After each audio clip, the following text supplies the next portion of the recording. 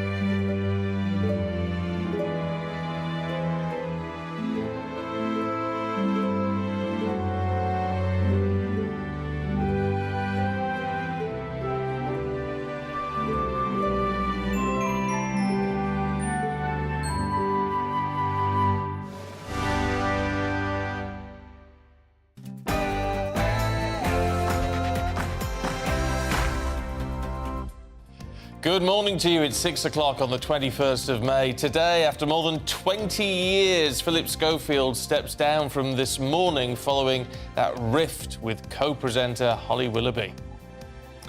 As the G7 summit enters its final day, Ukrainian President Volodymyr Zelensky urges world leaders to offer his forces more military aid. Braverman is facing new questions over claims she asked civil servants to help her avoid a group speeding awareness course to dodge a fine. And it's a good day for anyone who loves a good cuppa, as today is International Tea Day. But what makes the perfect brew for you? Oh, it's a tricky one. You like builders? I like builders. As do I, actually. I'd say stronger, though. I'm quite a tan colour on the tea. Quite rough with the tea. Rough and ready, as she is, ladies and gents. Good morning to you. I'm Stephen Dixon. I'm Ellie Costello, and this is Breakfast on GB News.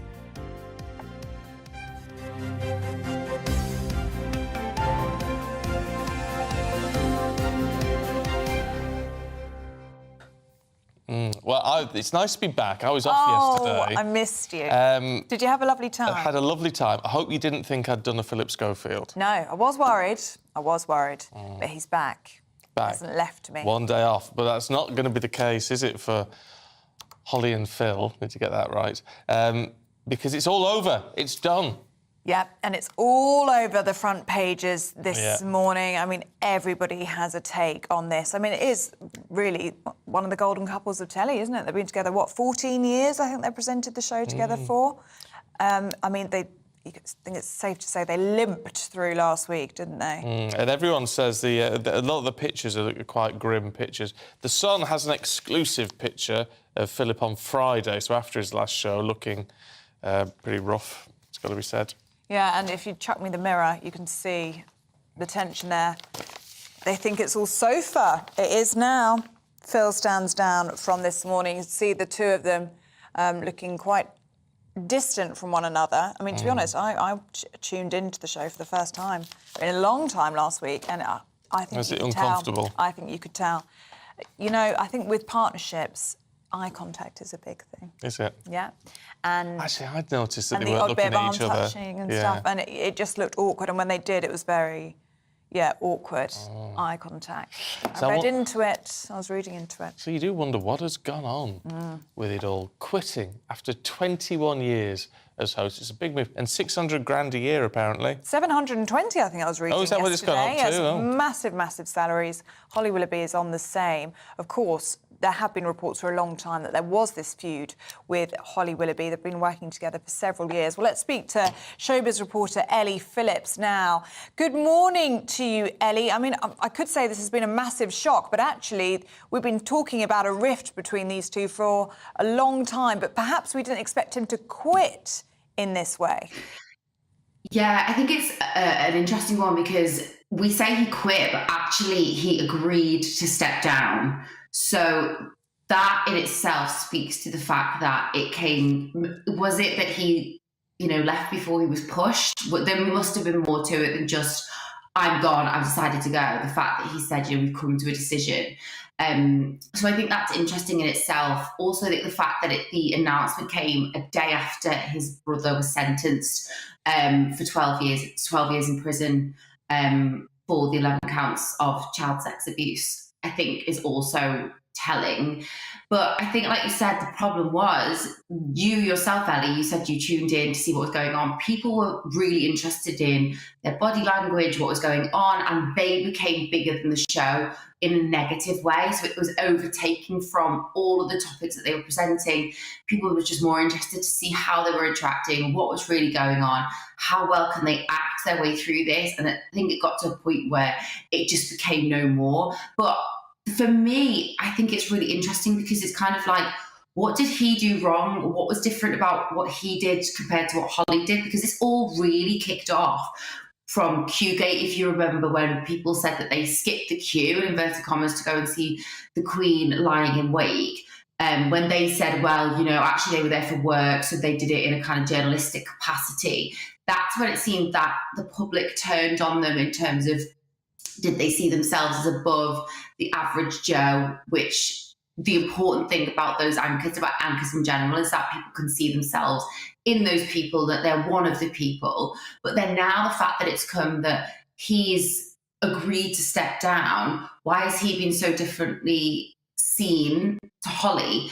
And it seemed that, their rift came to a point where it had to be one of them that went. And I think people are almost asking, well, why was it him and not her? What was it? And there were a lot of rumours going on behind the scenes about why that could be, why they didn't like each other anymore. And you've got to remember, as much as they presented on camera since 2009 together, they're actually really good friends off camera. These were a duo who holidayed together. Their families were very close. So this is more than just an on-screen partnership that's, been torn apart almost, or, fallen apart, however you want to see it.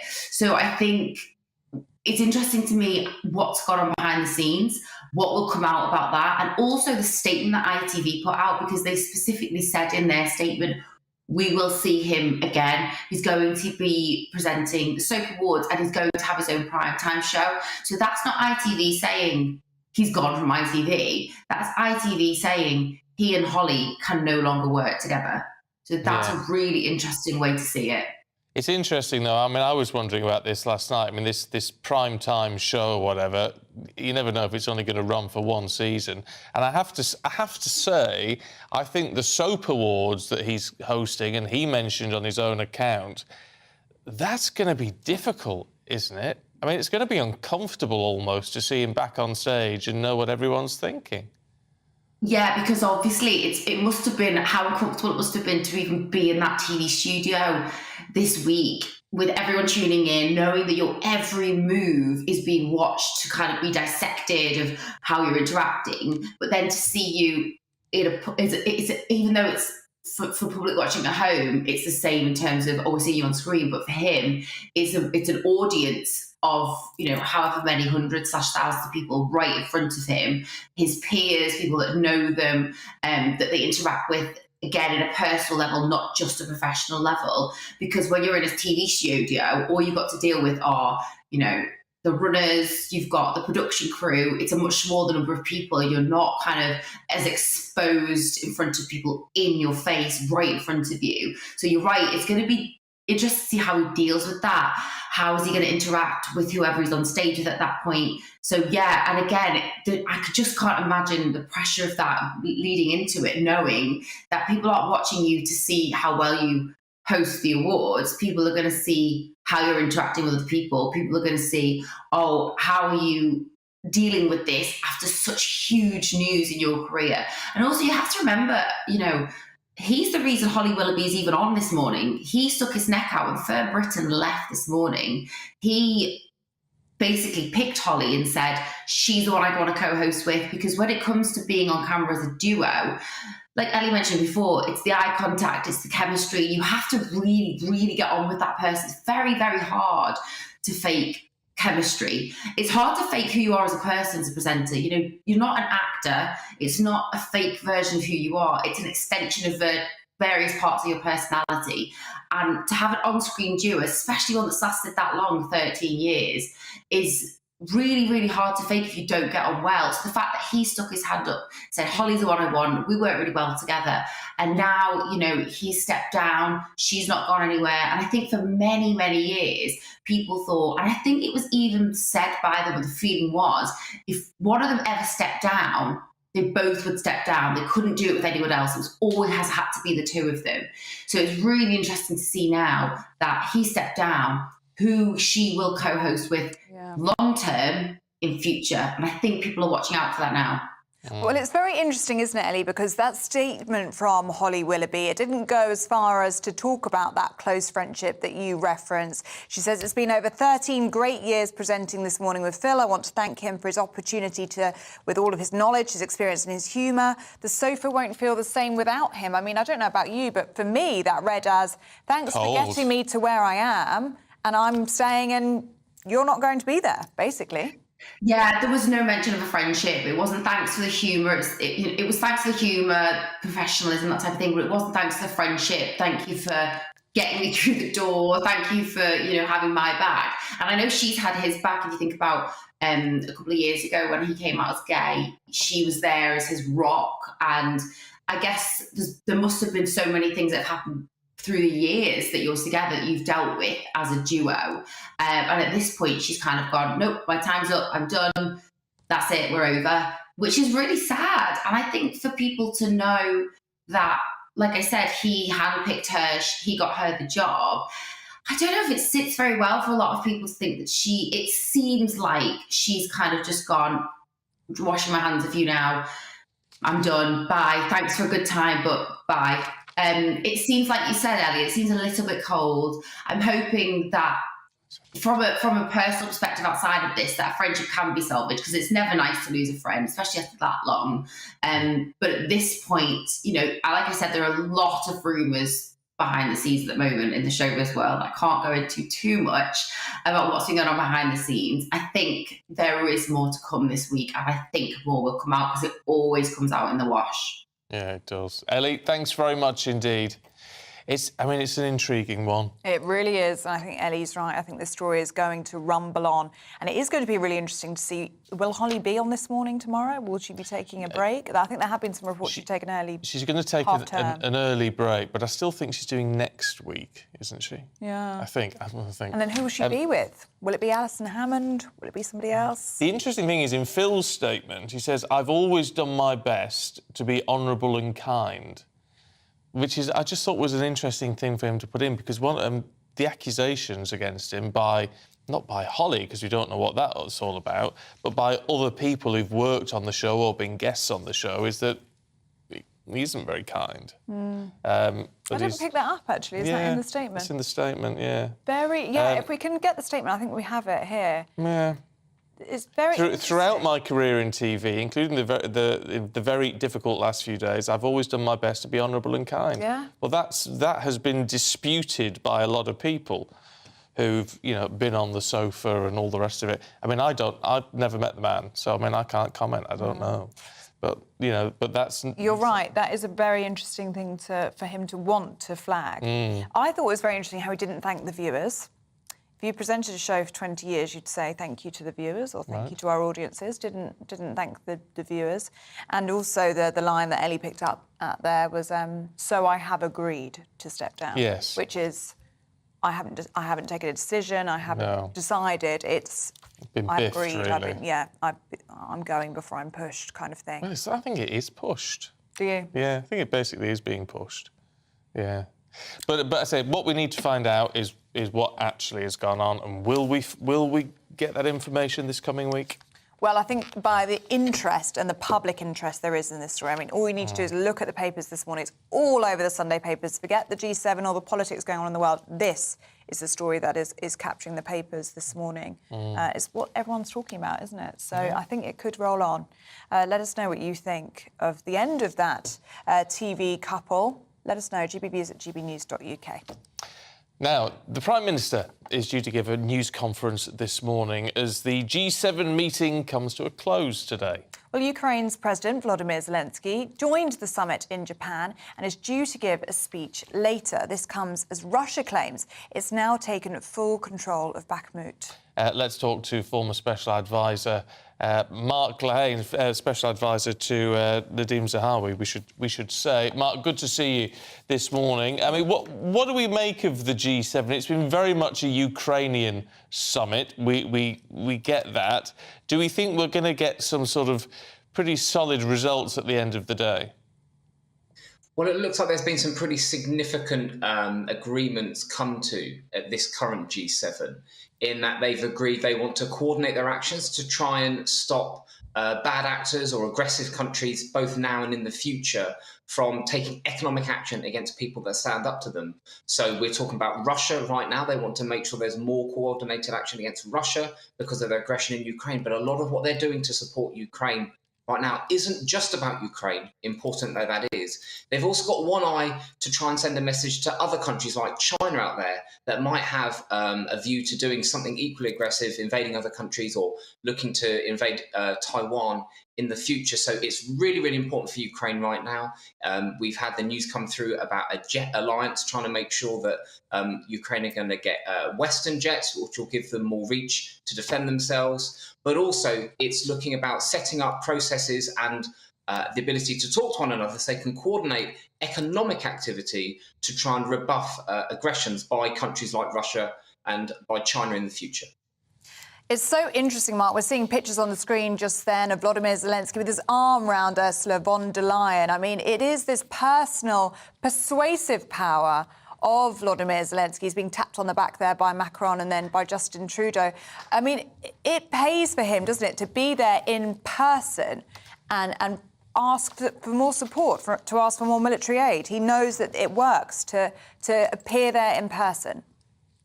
That's right. If you think back to the early stages of the invasion of Ukraine, Zelensky made a real point of staying in Ukraine. He wouldn't leave. He was going to be there with his people. Now that things are looking better for Ukraine, he knows of the power of getting out there in person, speaking to world leaders face to face. And apparently it was Rishi Sunak that suggested that Zelensky go in person to the G7 conference in order that he could meet more of those leaders in person to put the case to them for the kind of weapons that he needs from them. And so far, it looks like he's been really, really successful in that. Look, can we move away slightly from, well, totally from the G7? Because there's been some interesting points coming out on domestic politics, right, when it comes to the NHS. Because Keir Starmer's come out and said the NHS is not sustainable unless there are health reforms that fix the fundamentals and go beyond extra investment. Now, we've been getting hints of this from Wes Streeting, the Shadow Health Secretary, for a while. But to come out and say it in black and white like this is quite a step, isn't it? This is a huge step by Keir Starmer because the NHS, it's the national religion of the United Kingdom, and you've got to be very, very careful as a politician what you say about the NHS because people have to trust you as a person before they trust what you're saying about any ideas you might have about it. Now, if Keir Starmer is saying this, that says to me two things. One, he's feeling much more confident in his position in the polls and about how likely he is to win the next election. He must feel that he's doing well enough in the polls that he can talk about this stuff. But secondly, if he's actually out there now with a whole year or 18 months before the election, if he's out there now talking about this, he must really be thinking hard about doing something significant if Labour win the next election. So, yes, I think this is a significant moment. I wanted to ask you about this story about Suella Braverman, which is in many of the papers this morning. It's about her seeking advice about arranging a private speed awareness course after she was caught speeding.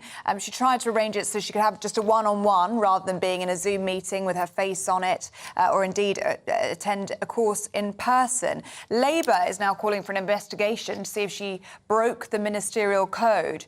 Do you think that this should be investigated? Well, it's a great scoop by the journalists that got hold of this story, so well done to them. I think it's one of those things that probably the Prime Minister will end up needing to ask people to look into it. Now, we don't know the details beyond what's in the newspaper, but if there has been something, if ministers have used their powers beyond what they should do to try and get special treatment, then that will have to be looked into. But I don't know whether other people have in other circumstances been able to ask for different kind of speed awareness courses, or whether everyone has to go through the same thing.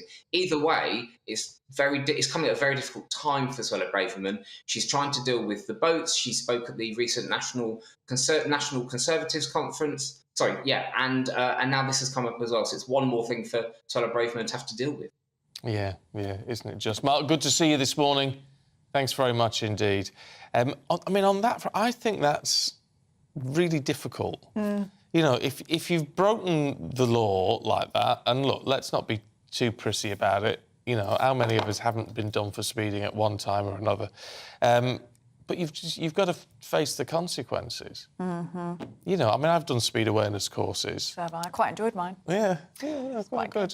You have to do one. Don't be afraid. It's quite fun. Yeah, but you go and do that, and there is always a possibility. I'm not saying it's not like we're a high-profile politician, but you can still go to these things and people go, "Oh, aren't you off the telly?" and all that. But you still got to go and do it. You can't say, "I'd like a special one, please." I don't know if it just makes it look a bit more real.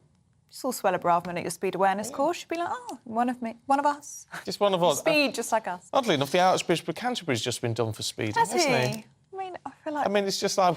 We've all done it. You know, it happens, so... Yeah. But then, does it break the rules? Is it a security issue if she was to go? And all that sort of things? People just don't like to see... Special treatment. Special treatment, and politicians seek out that special treatment as well. So that will be what the issue is. So this is a story that's broken in the Sunday Times. Labour are now calling for an investigation. Do you think that should happen? Do let us know what you think. gbnews@gbnews.uk. Yeah. Let's have a look at some of the other stories for you this morning, should we? And as we were just saying, Labour's calling on the PM to investigate calls that the Home Secretary asked for help to avoid a speed awareness course, or avoid going to a Group 1 with everybody else. The Environment Secretary, Therese Coffey, says scrapping EU laws would boost the UK's domestic wine industry by £180 million.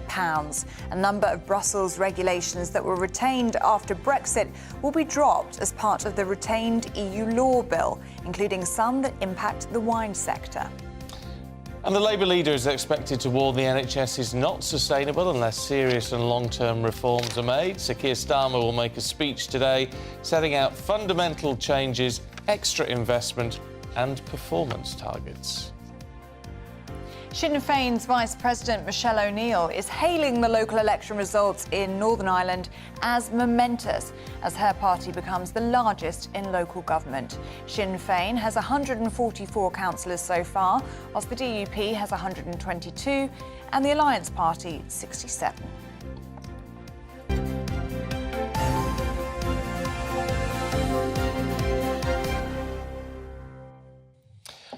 Let's bring you more now, should we, on those EU laws left over. Well, they're still left there, aren't they?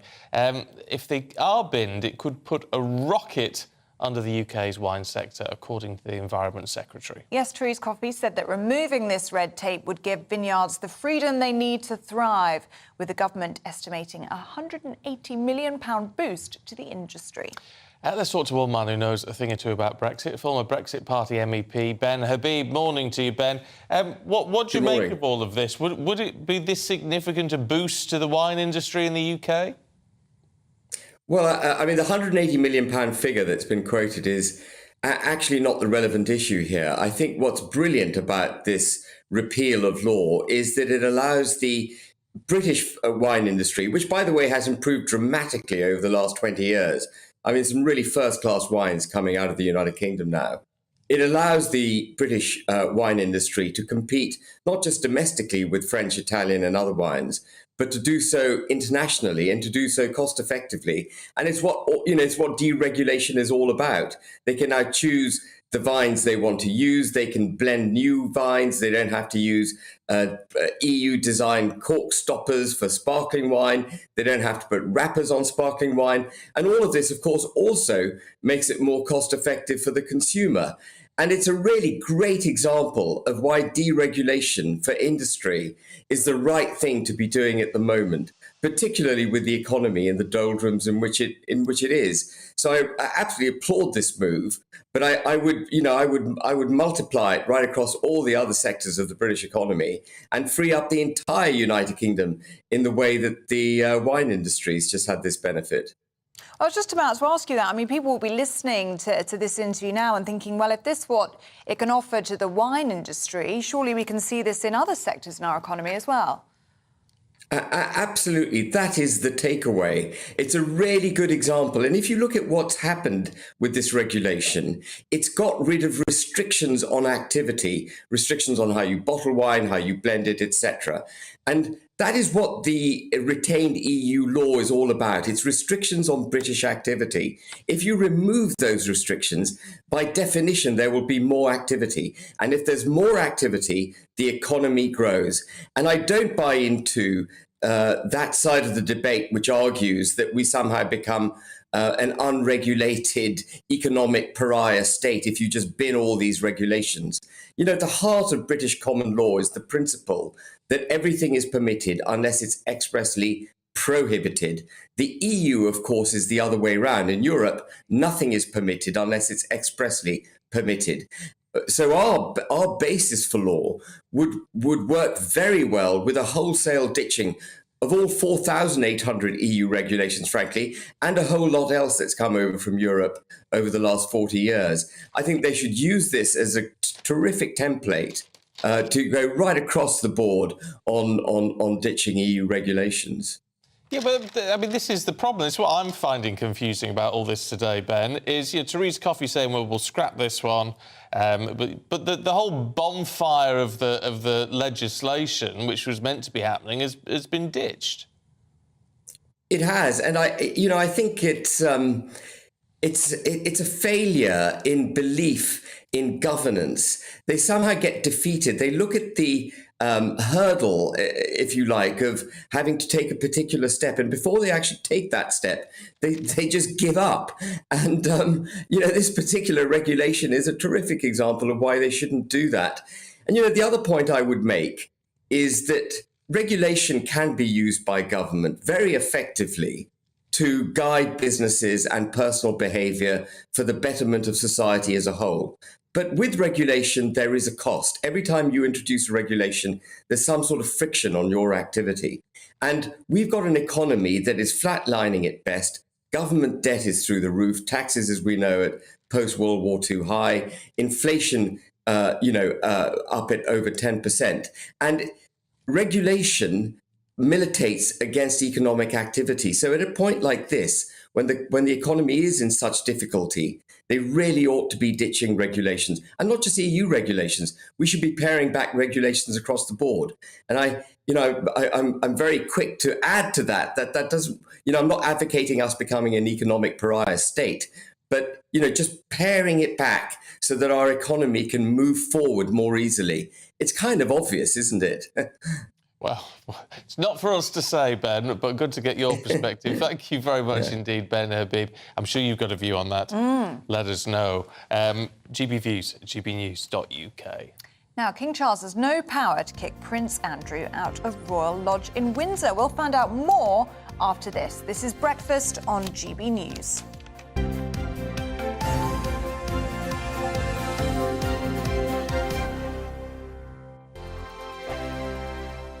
Monday to Thursday nights on GB News. At 6, it's Dubes & Co. 7 o'clock, Farage. At 8, join Jacob Rees-Mogg. And at 9, Dan Wootton Tonight, followed by Headliners. On TV, radio and online. This is GB News. It's all about family, being in people's living rooms, all the interaction and getting to know who our viewers and listeners are. When I was young, my dad used to say, Nana, stop arguing. I wanted an outlet that would enable me to give my opinion.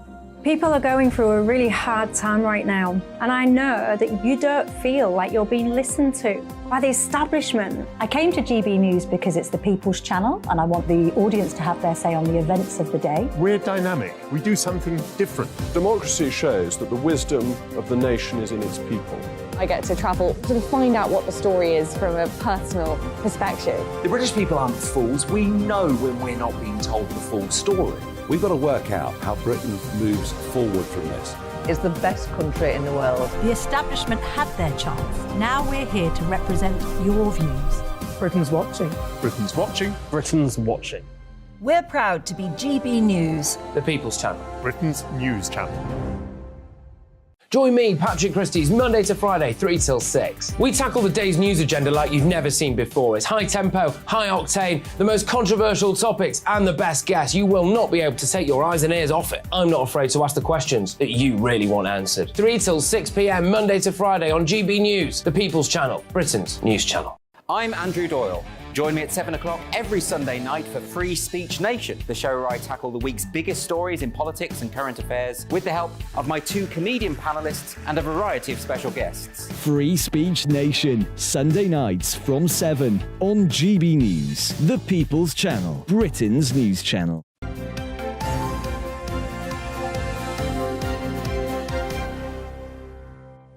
6:29, good morning to you. This is Breakfast with Stephen and Ellie. And it's National Tea Day today. Oh, yes, it is. Actually, we must tell you that. Which is why I've got 2 cups. He's double parked. A double parked. You are, aren't you? And you like the colour there. I do. Our director Faye just brought it in and said, I'm not sure about the colour, but it's perfect. It's a lovely, strong colour for you. So you're on coffee. See, I need coffee on the go. This is my chaser coffee, so I have one black coffee, quickly chased by a second one. Oh, right. And then I move on to my tea, as you know. Let us know very early. The perfect way to have a cup of tea. And how do you make it as well? Which way goes first? Is it the tea bag, the milk, the water? Well, if you're making it with a tea bag, you can't put the milk in first, can you? No, you can. I think somebody was just telling me out there that's what they do. They start with the milk. Oh, no. Yep. No, that's very odd. It's very controversial. So do let us know. What is the best way to make a cup of tea? For me, it's a 3-minute brew.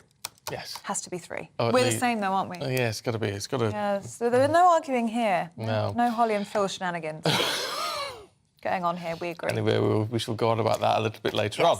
Well, it has emerged that King Charles doesn't have the power to kick Prince Andrew out of Royal Lodge. Yeah, apparently the 30-room mansion in Windsor had been lined up for William and Kate, the Prince and Princess of Wales, of course. But the Duke intends to stick to the lease he signed in 2003, so he's refusing to budge. Yes, well, let's hear more from royal historian and author Gareth Russell. Good morning to you, Gareth. Well, this is a little bit awkward, isn't it? It is a little bit awkward, yes. I mean, I laughed also at Prince Andrew's repeated misuse of the word honour. Last time he used it was cancelling his friendship with Jeffrey Epstein with an in-person visit, which is a bit of a stretch of the word. Honour. Yes. It is, because they can't kick him out, I mean, unless they want to turn the power off to Royal Lodge. But he is, there is a clause in his lease that they could get him out on, which is that he has to maintain this residence to a conservation and historical standard, and that has to come out of his own purse. And it looks like Prince Andrew won't be able to afford to maintain Royal Lodge for much longer. It's also, I mean, let's face it, it's not a real punishment to be asked to move out of Royal Lodge that was the Queen Mother's home and into one that's been used by Romanovs in the past. I mean, Frogmore Cottage isn't exactly slumming it, so I think Prince Andrew might want to make it less awkward by calling the removal vans. It's all a bit confusing, though, because the lease... What's going on with the lease? Why has he signed a lease? The leases on Crown properties, I should say, are a very flexible... they're not the usual kind of terms you would get for a lease. This one lasts 3/4 of a century. So they will usually last beyond a person's lifetime. Historically, this was to protect someone, actually, as is happening now, with a change of monarch. Maybe they're out of favour with the new one, or in Prince Andrew's case, with everyone. And I think when you are...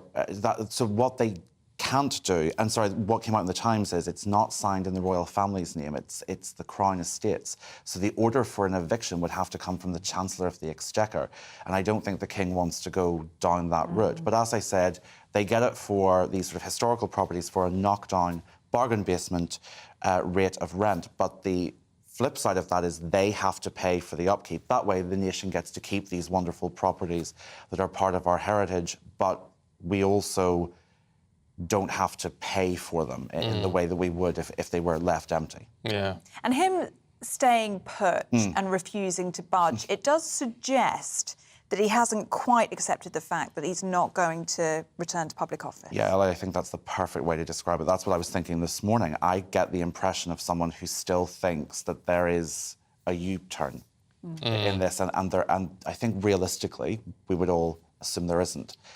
He wasn't wildly popular before the Newsnight interview, and the Newsnight interview really was the final nail in the coffin. So I think, but let's also be really clear, he is Elizabeth II's son and Charles III's brother. He will always be a risk from terrorist attacks or kidnapping. Frogmore is really deep inside the Windsor estate. I mentioned a Romanov had used it. It actually was given to the Tsar's sister after the revolution to keep her safe from KGB kidnapping attempts. So it has a role that could keep him safe because of who he is, but I don't think he gets to have Royal Lodge because of what he's done. Yeah, no. Interesting. Gareth, really good to see you. Thank you so very much. much indeed. Thank you very much. Oh, I'm sure you'll have a view on that one this morning. Plenty of you getting in touch on Holly and Phil. I keep calling them...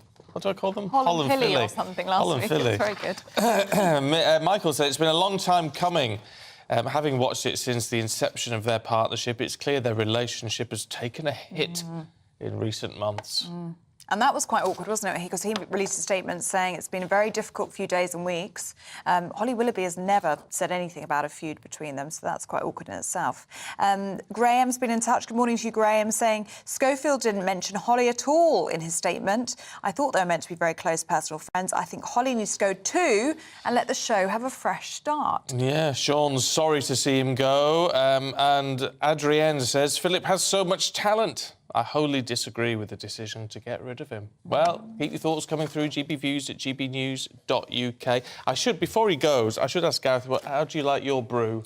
Oh, I mean, I'm going to be very boring. I'm pretty much on exactly the same page as you. But I agree that the milk has to go in afterwards. If it goes in before, I think you're making a bargain. You're overly confident with the milk going in first. You usually adjust it a little bit at the end. Yeah, no, that's a very good point. It's a very good point. Well, what does your perfect brew look like?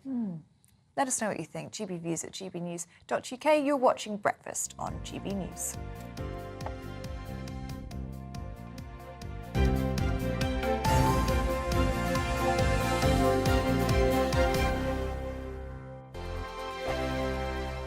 I joined GB News because I was sick and tired of not hearing my views being represented, not just mine, but so many people that I knew and spoke to. I just couldn't get my voice out there. I couldn't say anything. I couldn't do anything. Whatever the narrative was, I kind of had to follow it. GB News is there to provide a voice for those who have been ignored by the establishment media. We think different things, we've got a different style. GB News is here to be optimistic and positive about the future. It's real kind of dynamic and flowing, with the audience very much at the heart of it, like a big family.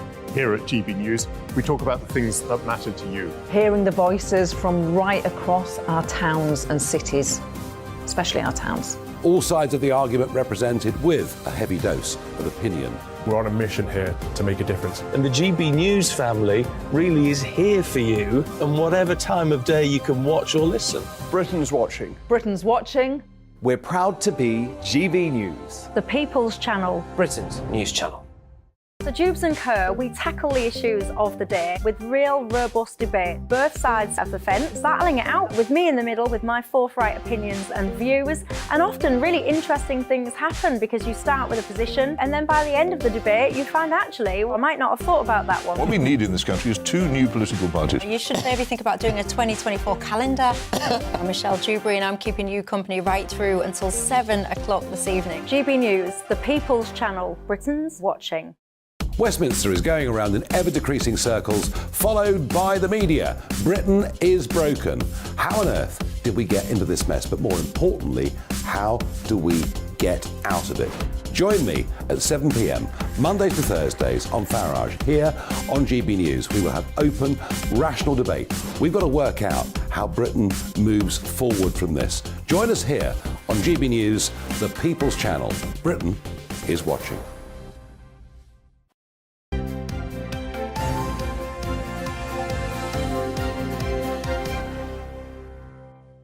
"6:37, good morning to you. This is Breakfast with me and her.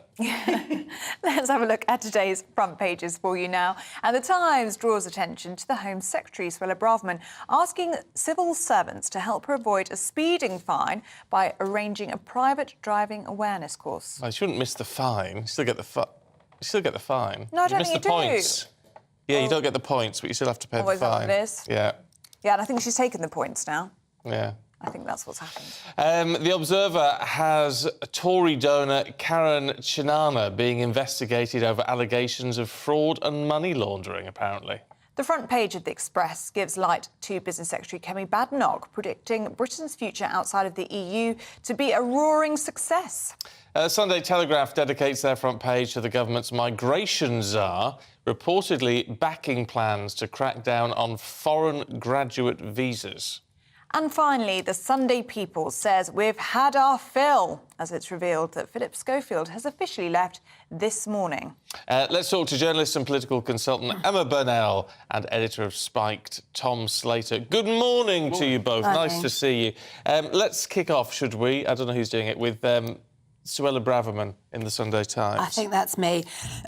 As you might be unsurprised to know, I'm not massively impressed with... I mean, it's not the worst thing Suella Braverman's done today, probably, but she basically has tried to use her position to circumvent the rules that all of us have been caught by at some point or another. And the thing about the rules is, if you're in charge of making them, and then you break them, you should take the consequences. And that's what I think this story really boils down to. It's not... Yeah, no one really cares if Suella Braverman was going over the speed limit a bit.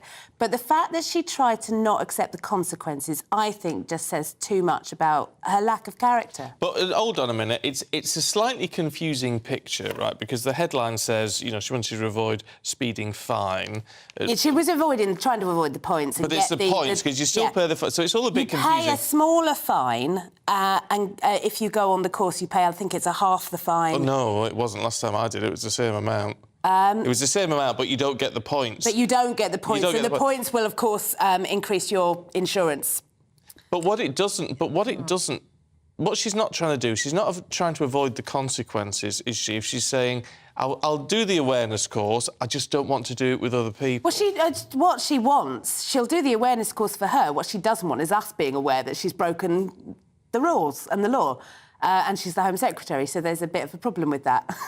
Yeah, Tom? I just think it's a bit of a non-story, really. I mean, you know, Home Secretary tries to avoid bad news about her getting out is not necessarily the most scandalising thing in the world. I think it's just because the Tories have provided so many scandals in recent years, there's a continuing appetite for them, but it feels like we're kind of chasing smaller and smaller ones as we go along. I think it's more that there's an accumulation, and so I mean, I agree with you, this is not the biggest Tory scandal this week, never mind, you know, at all.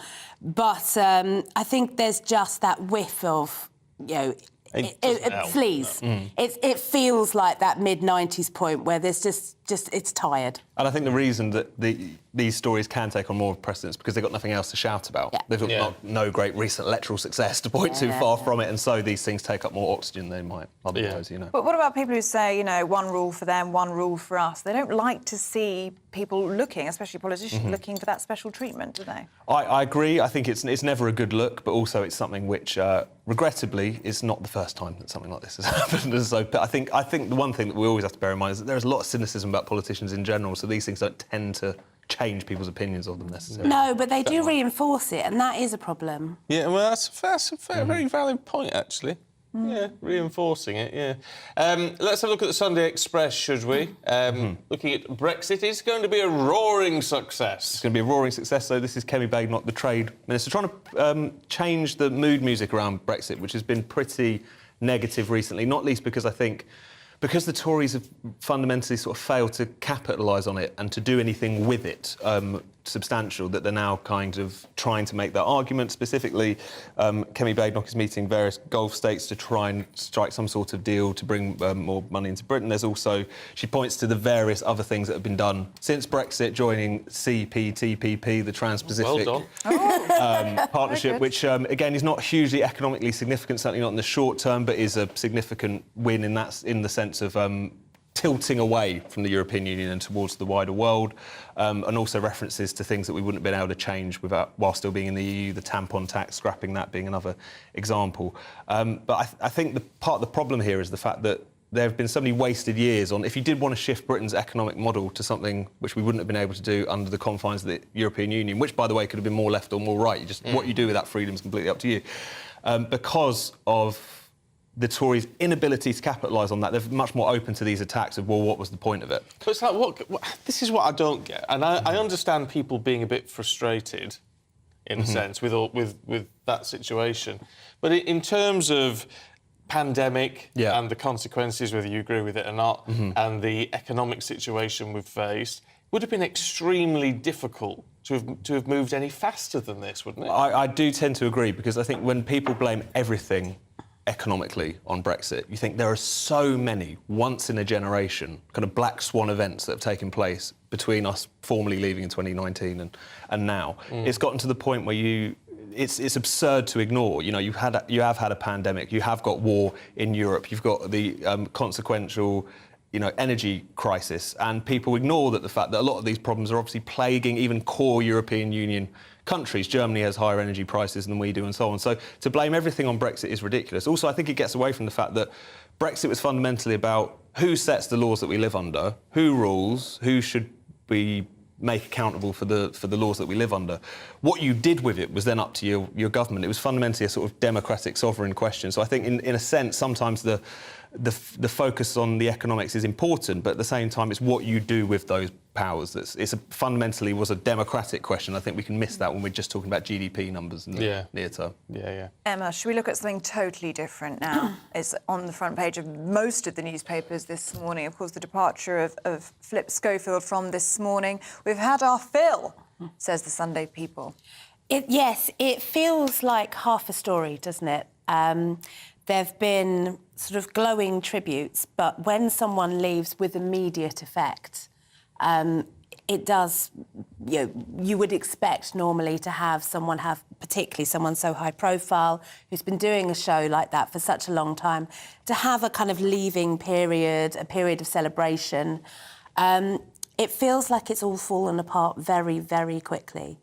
There's a fantastic quote, I think it's William Faulkner, who said, how did things fall apart very slowly and then very suddenly? And that's what this feels like. It will be very interesting to see what happens next. If I were in ITV shoes, I'm not a producer, but I would move on completely in the way that they did. They didn't just have Judy without Richard, for example, in the first iteration of that show. So I think there are ways that they can move the show forward, but it just all feels like something very tawdry and just snipey, and there's been so much kind of backbiting going on, like half understood behind the scenes, and it's a real shame, because obviously 2 years ago, they were at the top of their game. They were, coming in, rolling in drunk, winning awards, having a great old time. And it just feels very sad that it's ended this way. Yeah. No, it's going to be interesting if we find out exactly what has gone on. Look, you two stay where you are, just because we're going to head over to Hiroshima, where the Prime Minister is holding a press conference on the final day of the G7 summit. £1 billion of new investments into the UK from Japanese businesses. That's a huge vote of confidence in the United Kingdom, creating hundreds of new jobs with significantly more to come as projects get underway. All helping to grow our economy, one of my 5 priorities for the UK. And alongside our unprecedented new defence and security partnership, it's clear that the UK-Japan relationship has never been closer, as we work together with G7 allies to support a free and open Indo-Pacific. The G7 also demonstrated unity of purpose on China. China poses the biggest challenge of our age to global security and prosperity. They are increasingly authoritarian at home and assertive abroad. And as the G7 have showed, the UK's response is completely aligned with our allies. This is all about de-risking, not decoupling. And with the G7, we are taking steps to prevent China from using economic coercion to interfere in the sovereign affairs of others. A new theme of this summit was also AI. AI can bring huge benefits for our economy, society, and public services. But of course, it needs to be developed safely, securely, and fairly. And that will require international cooperation, something that the UK is in a natural position to lead. Our second aim for this summit was national security. All leaders at this summit are grappling with the issue of illegal migration. And my policy is this: it is the British government who will determine who comes to Britain. We must stop the boats and break the business model of the criminal gangs. This is a global issue, and it will increasingly be a focus of our international engagement. Just last week at the Council of Europe, we agreed to strengthen cooperation with the EU's border force. At this summit, we secured the G7's agreement to deepen our work together. And we expect this to be an important focus of the G7 next year under Italy's leadership. And there is no more pressing issue facing the G7 and the world than Ukraine. I want to pay tribute to my friend Vladimir. It was a privilege to welcome him to Chequers earlier this week. And I believe his attendance at this G7 was a moment of historic significance. The image of the G7 and our partners standing shoulder to shoulder with President Zelensky sends a powerful message about the unity and determination of the G7 allies. We will stand with Ukraine for as long as it takes, because their security is our security. The G7 strategy is clear. Our military, diplomatic and economic tools are all part of the Ukrainian counter-offensive. We're delivering more support on the battlefield through air defence, artillery, tanks and long-range missiles, which the UK was the first country to provide. We're supporting Ukraine to develop the air force it needs for the future, with the UK training Ukrainian pilots starting this summer. And we've made a real breakthrough at this summit, thanks to President Biden's support for an international coalition to provide F-16 jets. We're ratcheting up the economic cost to Russia with a new package of sanctions. And we know that Ukraine must not only win the war, but win a just and lasting peace. We're working with allies to provide coordinated, bilateral security arrangements and a collective commitment to Ukraine's future defence to guarantee that they can deter future attacks. And any peace settlement must be on Ukraine's terms. I want to just quote from the statement that the G7 and our partner countries have just agreed. We support a just and durable peace based on respect for international law, the principles of the UN Charter, and territorial integrity and sovereignty. In other words, we must and we will show that violent territorial aggression does not reap rewards. There could be no more fitting place to discuss the urgent need for peace than Hiroshima. I was deeply moved to visit the Peace Memorial on Friday. What we saw there was haunting. A child's tricycle twisted by the blast, school uniforms bloodied and torn. And with those images in our minds, we resolved never to forget what happened here. And at this historic summit, G7 leaders recommitted ourselves to the path of peace, freedom, and democracy. Thank you. We've got time to take some questions from the media. Could I start with the BBC, please? Thank you, Prime Minister. Chris Mason, BBC News. Will you ask the Independent Advisor on Ministers' Interests to look into your Home Secretary? Leave those questions there. as Chris Mason gets stuck into it all, because we've still got Tom Slater and Emma Burnell here. Look, he made some really interesting points on Ukraine, but I want to move away from that slightly, because as hugely important as it is on the world stage, I'm thinking more of the domestic audience in a way, and the fact he talked about the migration issue and illegal immigration and how problematic that is as a global issue, but to say it is up to Britain who comes onto our shores. Now that's... I mean, I know you're not a big Brexit fan and all this sort of thing, Emma, but that's important, isn't it? I mean, that's a fundamental... It's not new either. No, it's not new, but the fact that what he's saying with that is these things we're trying to push through are all geared to that whoever comes onto our shores, we decide. Well, yes, absolutely. It's how we manage that matters. I don't think there are, much as the cartoon image of various politicians would have you believe otherwise, many people in Parliament who don't believe that.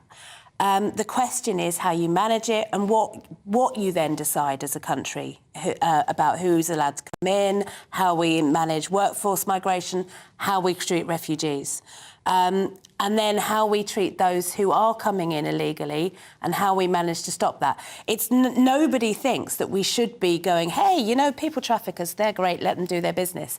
It's how you manage that process and how you manage to stop it and where you can intervene sensibly and pragmatically, and that's where the policy questions come between various parties. Tom, what were your main takeaways? I mean, it was certainly targeted towards the domestic audience, wasn't it? But there was also glimmers of Rishi Sunak, the statesman, there, when he talked about Vladimir, my friend. And he's very keen, more so than maybe even some of his predecessors, on the kind of international stage, not least because of the fact that domestically his authority has never been particularly strong. I mean, he never even won a Tory leadership race that went to the membership, of course. It was only because MPs decided amongst themselves that he had to be the only candidate in the wake of the Liz Truss blow-up. And so he's always liked being able to go to the G7 or to international conferences and stand and say, I am here, I'm standing next to Zelensky, trying to benefit from the halo, particularly of Zelensky. And I think it's also been quite important to him that because of the fact that Boris Johnson in particular struck up such a close friendship with Zelensky, that he could replicate that. We saw the hugging picture of those two in the UK recently. So this has always been a key part. Obviously, these international questions are hugely important, especially at the moment with what's going on in Ukraine. But at the same time, I think for Sunak, it's always had that extra significance of him just... his desire to look prime ministerial has been a little bit more... And I have to say, I think he looked more prime ministerial than I've seen him for a long time. That was one of his best speeches I've seen him give. And as you know, I'm no Sunak fan, but I think watching him there, I thought he was more confident. And just briefly, I mean, the fact he raised, not only mentioning some of the issues with China directly, but to say it's really important to have a free and open Indo-Pacific, which of course is pointing as much as anything to the Taiwan question. Yes. And obviously that's been very much in the news this week with Liz Truss actually being in Taiwan delivering a speech. So I suppose in some ways what he's doing is kind of backing up her position, but not doing it the way she would. OK, lovely. Tom, Emma, thank you both very much indeed. Thank you very much. We've got more to come, including the latest on Phillip Schofield's departure. This is Breakfast on GB News. Hello there. Welcome to your GB News weather forecast from the Met Office. I'm Craig Snell. Looking ahead to the next few days, after some rain today across Scotland and Northern Ireland, most of us will see a largely dry and fine few days ahead, all courtesy of an area of high pressure. But at the moment, we still have this weather front trailing across parts of Scotland and Northern Ireland, being a focus of some rain. But this will weaken as we go through the next 24 hours or so. So as we start today, plenty of sunshine across England and Wales. Some low cloud from time to time will affect some eastern coasts of England, but the cloudiest skies really reserved for Northern Ireland and Scotland. The rain will weaken as we approach the afternoon, so that may allow the skies to begin to brighten here, but all the time, best of the sunshine across England and Wales. And in the sunshine, feeling pleasantly warm, highs reaching 21 or 22 degrees in a few spots. As we go into the evening, a fine end to the weekend really for England and Wales. Further north, the rain will continue to weaken. allowing some clearer skies to develop for Northern Ireland, but probably remaining quite cloudy, especially across eastern Scotland, where we'll continue to see some rain throughout the night. But further west across England and Wales, we will continue to see clear skies overnight. So another chilly night to come for the time of year, especially for some prone spots of Wales. But we'll start the new working week really on a fairly quiet note across the board. Conditions also improve as the day goes on for eastern Scotland. So I'm hopeful for a lot of the UK. We will see some sunshine throughout Monday. Best of it all the time will be across western areas. And in the sunshine, feeling pleasantly warm once again. We could even see highs approaching the mid-20s across parts of Wales and the Midlands. So certainly making it the warmest day of the year so far. May well just have cool breeze affecting some North Sea coasts at times, just tempering the temperatures here. Tuesday, Wednesday, remaining fairly similar, plenty of dry and fine weather to be had, and in any sunshine, it will remain pleasantly warm.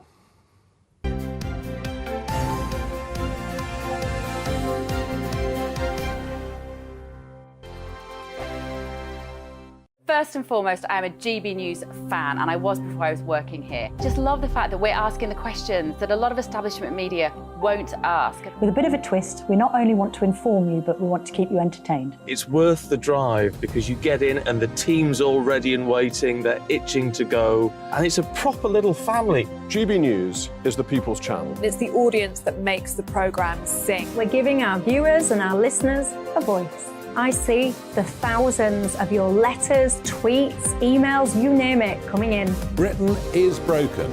How on earth did we get into this mess? But more importantly, how do we get out of it? The establishment had their chance. Now we're here to represent you. It's time for something different.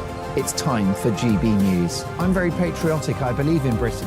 Our best days lie ahead. Britain's watching. Britain's watching. Join us here on GB News. The people's channel. Britain's news channel. Monday to Thursday, 9 p.m. till 11 p.m. Join me, Dan Wootton. I'll bring you the sharpest takes and hottest debates. Do you not believe in prison? I don't believe in prison. I'm completely stunned. I guarantee you there'll be no spin, no bias, no censorship. I actually was personally quite offended by it. And no reason to go to bed. So I guess they've always been quite woke. That's Dan Wootton tonight on TV, radio and online. Monday to Thursday from 9 p.m. till 11 p.m. on GB News. The People's Channel, Britain's news channel.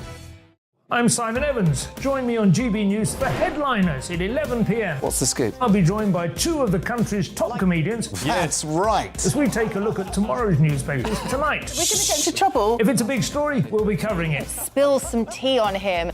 There we go. But we'll also have some fun. I wouldn't stick up a bank. My father didn't love me. So anyway, Headliners every night from 11 on GB News, the People's Channel, Britain's news channel.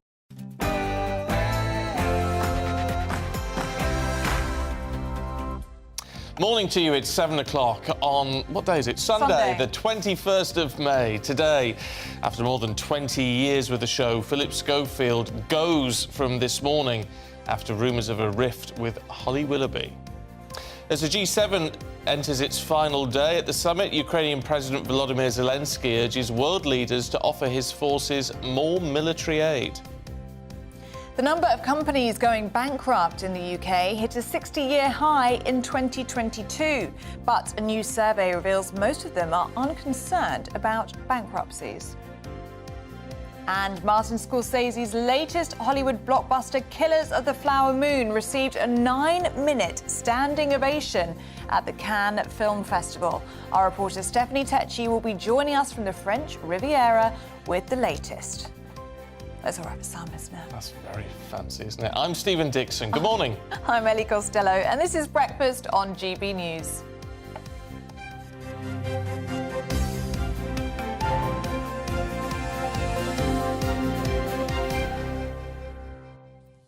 It is National Tea Day. Yep. There you go. Just sort of throw that out there. Loads of you getting in touch on your tea. Andrew, morning, Andrew. I personally do not use tea bags, he says, due to the taste and environmental issues in using them. I use leaf tea in my GB News teapot and mug. I didn't know we did a GB News teapot. I didn't know either. Did you get that on that? There is a GB News. I've just ordered. I will tell you this. Oh. Because I did have a lovely. I had a lovely. What? Was it a Union Jack umbrella? No, Oh. Because I had a lovely pen that I've lost. So I've ordered off the GB News website a set of pens. Oh! Because I thought there's probably some in the office, but I thought I will pay for my pens. You're going to invest. £6 in for 5 pens. Well, I So think there that's you quite go. reasonable for pens. Free P&P. Well, actually, and I just thought, well, I'm not going to ask. Free P&P. I'm not going to ask for free pens from that. I will buy my own. Well, I'm very impressed. But they haven't with arrived you. yet. Well, let us I'm know what waiting they're for like. them. Are they like this? No, they're the nice slim metal ones. Oh, I like those, yeah. Very nice, very nice. I thought you wanted a Union Jack umbrella. I do. Rishi Sunak was at G7 with a nice Union Jack umbrella and Stephen had his eye on it. I love it. He did. I've had a nice message from Yvette. Oh, Who's hi, messaged Yvette. me on Instagram, who says, just love you and Stephen on GB News. Well, she called you Steve. Oh, Yvette, you know you no. don't like, sorry. No, sorry, Yvette. She's voted for you in the Trick Award. She said, please tell him. So there you go, Yvette. Oh, thank you very Told much him. indeed. Yvette Astley. You've been voted for. Any relation to Rick? Let us I wonder. know. Oh, wouldn't that be something? That would be nice, wouldn't it? Never going to give you it. David says the ideal cuppa must be made thus. Oh.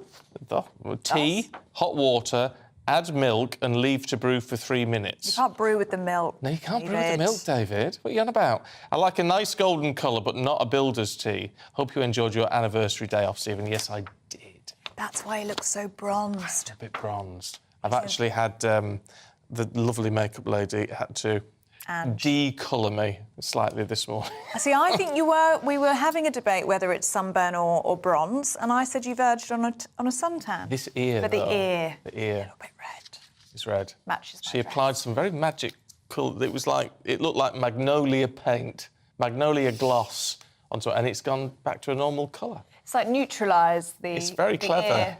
It's very clever. Very clever. They can do anything. Did you get back caught then. out in the sun yesterday? It wasn't sort of that... It was sunny, but it wasn't that sunny where we were yesterday. We had a day at a dog show, which was very, very nice. Getting inspired. Took a picnic. Yeah, getting inspired. Took a picnic. It was a lovely dog show. We just thought, oh, this is just nice. We're there for about 5 hours. And then last night, I thought, blooming heck. Yeah, What you have I hadn't. done? And I'd been telling you about the SPF. He's ordered his sun cream. He didn't put it on. I didn't put it on. I didn't think. Not good. I didn't think it was that hot. Well, it was. It was 20 degrees. It was cloudy in some parts, but it was 20 degrees yesterday. But I messed up because I went for a nap and I missed the sun. You missed it I all. went out in my sundress at 5 p.m. thinking I could go enjoy the sun, and it was gone. Oh, well, if you got caught out like me yesterday, let us know, gbviews@gbnews.uk.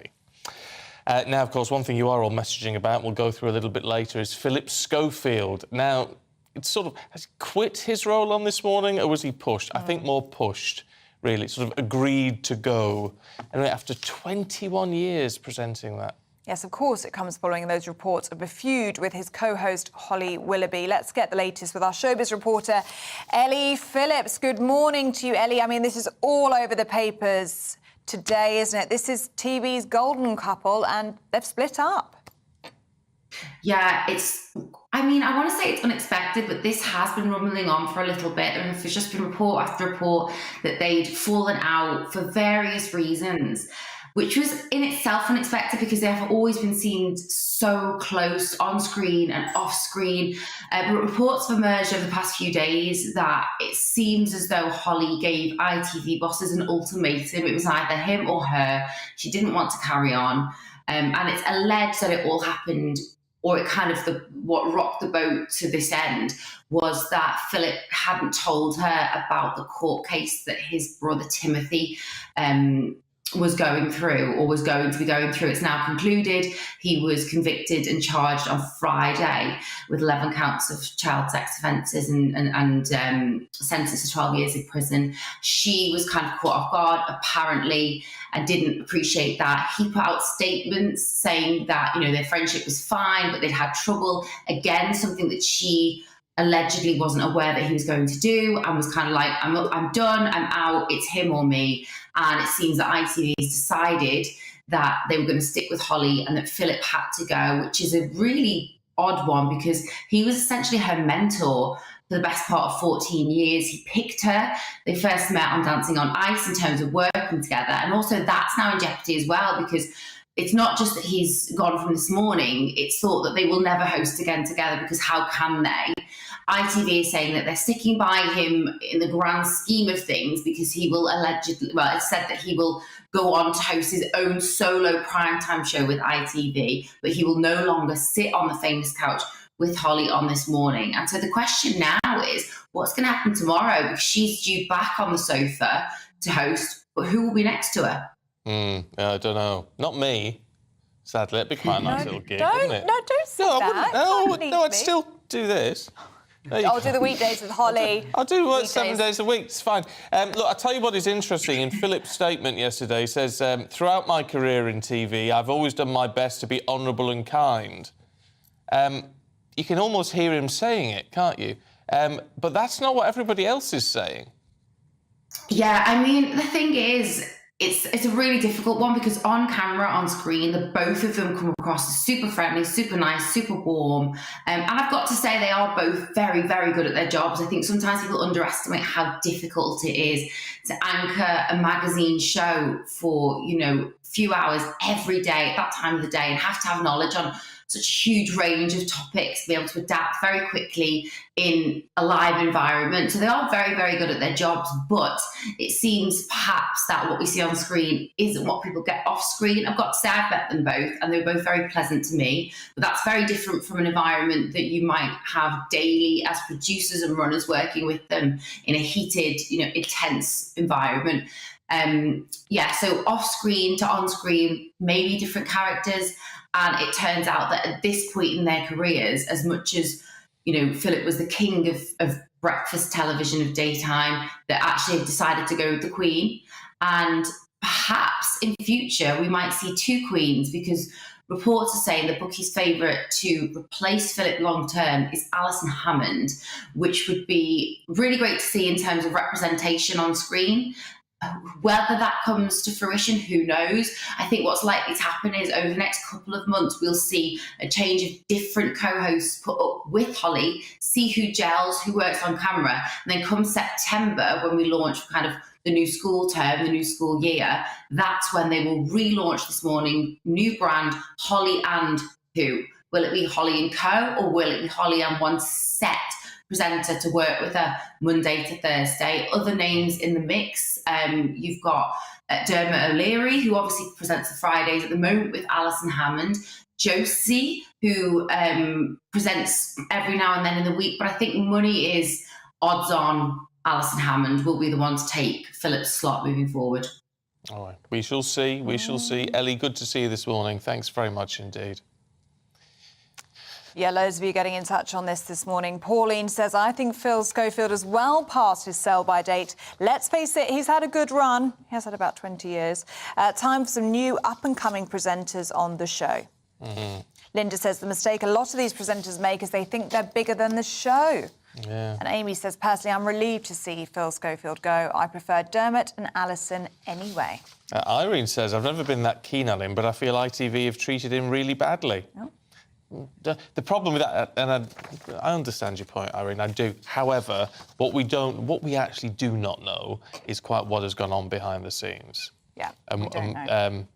Because I think it may have been a slightly rocky ship for a while. So maybe it's all fair in love and war. I don't know. I don't know. I think we are going to hear more and more of this story as the week goes on. But Get rid of both of them. We could do Monday to Thursday there. And then nip over here. Nip over here, do 3 days. It's a great idea, actually. Of course, we work 4 days a week here. Yes. Just in case the boss is listening. We do. I think, maybe we should put that to them. We'll suggest it. See what they think. You email them, it'll be fine. Yeah, it'll be fine. We could do it, yeah. GBNews at gbnews.uk. Let us know what you think of that plan. We're up for it, if they are. Yes, but we'd much rather be here on GB News. Yeah, it's true. Is the reality of it all. It's home. It is home, and home is where the heart is. Yeah. Now, Prime Minister's not home. I don't know when he gets home. Will he fly home tonight, tomorrow? I don't know. But he's just given a press conference on the last day of the annual G7 meeting in Japan. Yes, Rishi Sunak said he stands shoulder to shoulder with Ukraine's President Volodymyr Zelensky, who he referred to actually as his friend, who will be giving a speech later on today. Let's see what Special Advisor to Michael Gove, Charlie Rowley, makes of it all. He's here in the studio. Morning to you. Good morning. First and foremost, did you catch the PM's speech? No. Oh, excellent. No. Well, we'll fill you in. I tell you what he did. I mean, he talked a lot about Ukraine, right, which is understandable and important. But what he also said is he talked about the migration problem being very big for a global issue, but saying, you know, what's important is it's up to Britain who comes onto our shores. Well, that's an important message to hammer home, isn't it? I think it is, and I think this is a really important topic, actually, because one of his 5 priorities, apart from getting inflation down, getting debt down, growing the economy, stopping the small boats, it's about immigration in general. So it's about illegal immigration, but it's also about making sure that you have people that can fill the jobs that need to be filled, where on the back of Brexit, actually, people where you had a lot of EU migration coming to fill particular jobs, they're no longer being filled. So migration, as a legal migration, is set to go up. And I think figures will be announced this week where it demonstrates that migration has increased. What, to about 700,000, we think? I think it's around about that figure. But I think in the 2019 manifesto, there was a commitment by the Conservative Party and the Conservative government to get migration down as a whole. And so they would have failed. And when you're seeing the small boat crossings, when you're seeing illegal migration increase as well, it's a big problem for the Conservative Party and the Conservative government. So there'll be reasons why that number has increased, because of the number of jobs that haven't been filled when we were part of the EU through the freedom of movement with EU countries. That's now obviously come to an end. So there's a junction point for the Conservative Party and the government to make sure that actually it addresses migration as a whole, which is a people's priority, illegal migration, and getting the numbers of migration people that are coming into the country down as a whole. And they'll have to address that.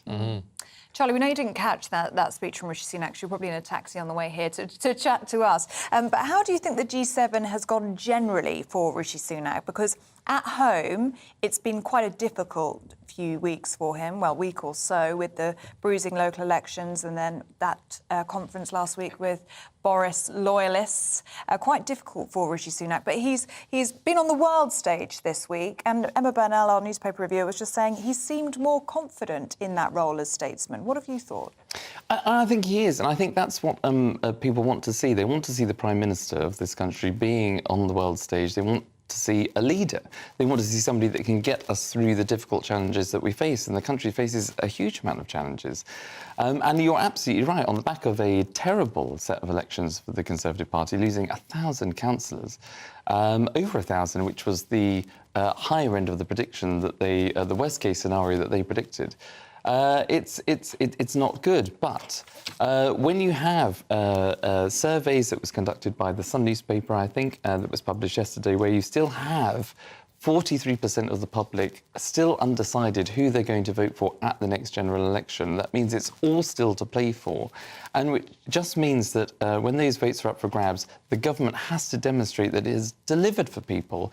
And you can talk about growing the economy and you can make the comparisons against other G7 countries and nations as that meeting is taking place today. That doesn't matter. You can have any old statistic that you want to throw out there, unless people in communities right across the country feel as though that they're feeling the pound in their pocket, if they feel that they've been levelled up, if they feel that the government has delivered for them, then it's absolutely pointless, frankly. So the government needs to demonstrate that they're on the side of people, working people, and people that have voted for them in 2019, that put their trust in the Conservative Party, where they might not have done before. They need to make sure that the government is on their side going forward. That's why I always think it's very difficult for politicians, especially at this sort of event, because they have to play to a national audience. It's what matters to people here, but that doesn't mean they can't ignore the international situation, because it all impacts us anyway. as we've seen with Russia and Ukraine. And it's interesting he talked about the need for a free and open Indo-Pacific, which sort of leads on to the China question and all the rest of it. And Justin Trudeau has just said, just in the last few seconds, there are areas where we will need to cooperate with China and areas that we will need to challenge China, like human rights. And that's going to be, we know that's a sort of similar position that the PM has, isn't it? That, you know, we don't want to exclude China. They're too important. So we need to work with them, but also question them where appropriate.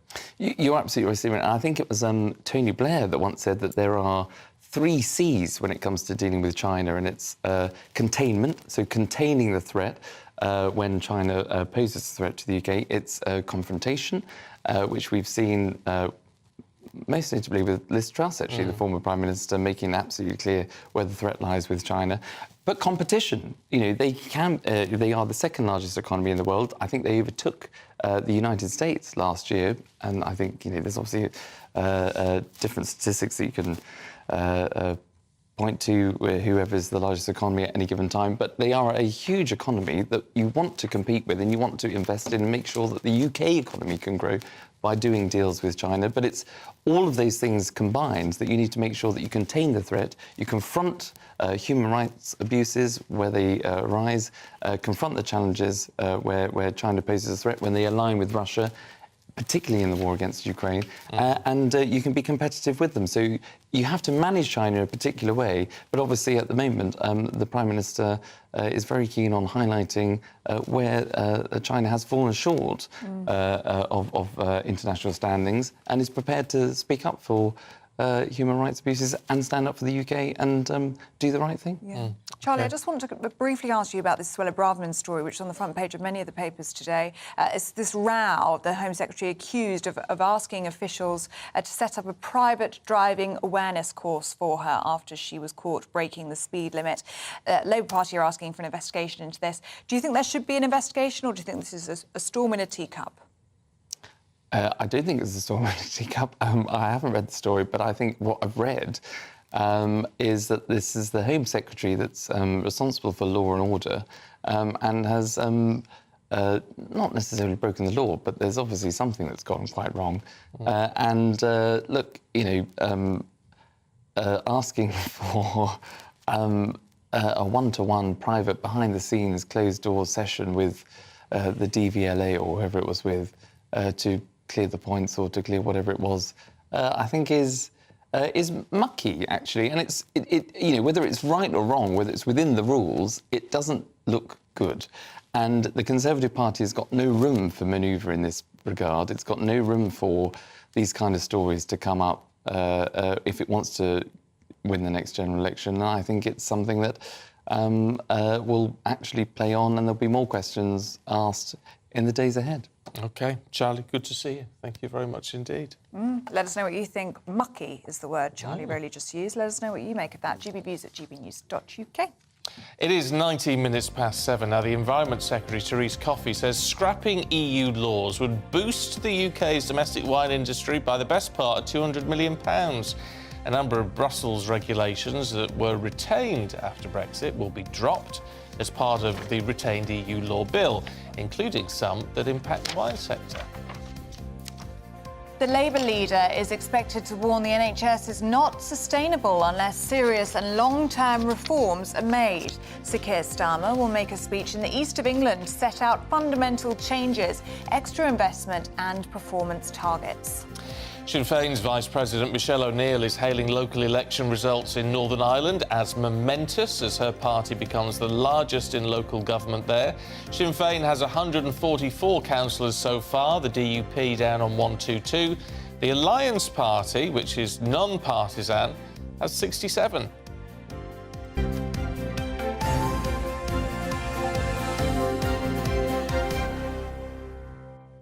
I'm actually really intrigued by Charlie and his view on Suella Braverman. Me too.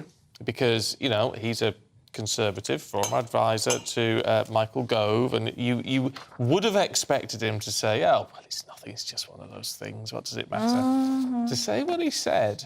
I think, and it's more about the optics than anything else. Yeah. To say the government cannot afford these sort of optics, it just doesn't look right, I think is is really interesting. It is really Because if interesting. he's thinking that, how many other people are thinking that within the higher echelons of government? Yeah, I mean, it's certainly dividing you at home. Andrew says he's shocked about the situation. As a road traffic professional, I see the consequences of speeding and how it affects families and their friends all the time. So, of course, you see the very serious side of this story. Andy says, Phillip Braverman is a high-profile person. In my view, she should be allowed to do the course privately as long as she pays for it. Yeah. Glenn says, hello, Glenn. I don't understand why Suella Braverman is worried about getting 3 points.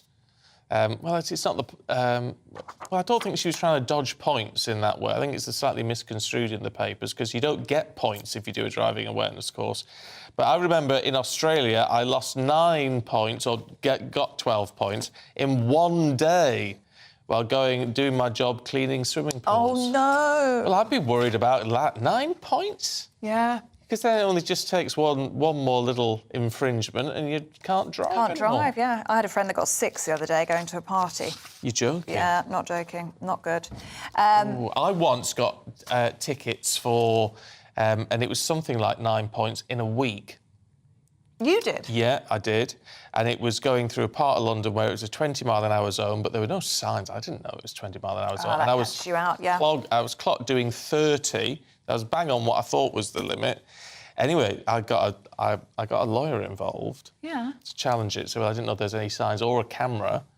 And then actually a letter came through saying so many people had said they didn't know that this was a 20-mile-an-hour limit that they dropped it and they gave us all the money back and all the rest of it and paid my legal fees. Oh, well, very good. I was pleased. I was relieved. Maybe I should advise her the same then, because it was in London where it happened. Similar. It's got to be. I mean, look, if you break the law and it's all and you know what you're doing, but it wasn't. There was no 20-mile-an-hour sign. They said it wasn't sufficiently signed. Oh.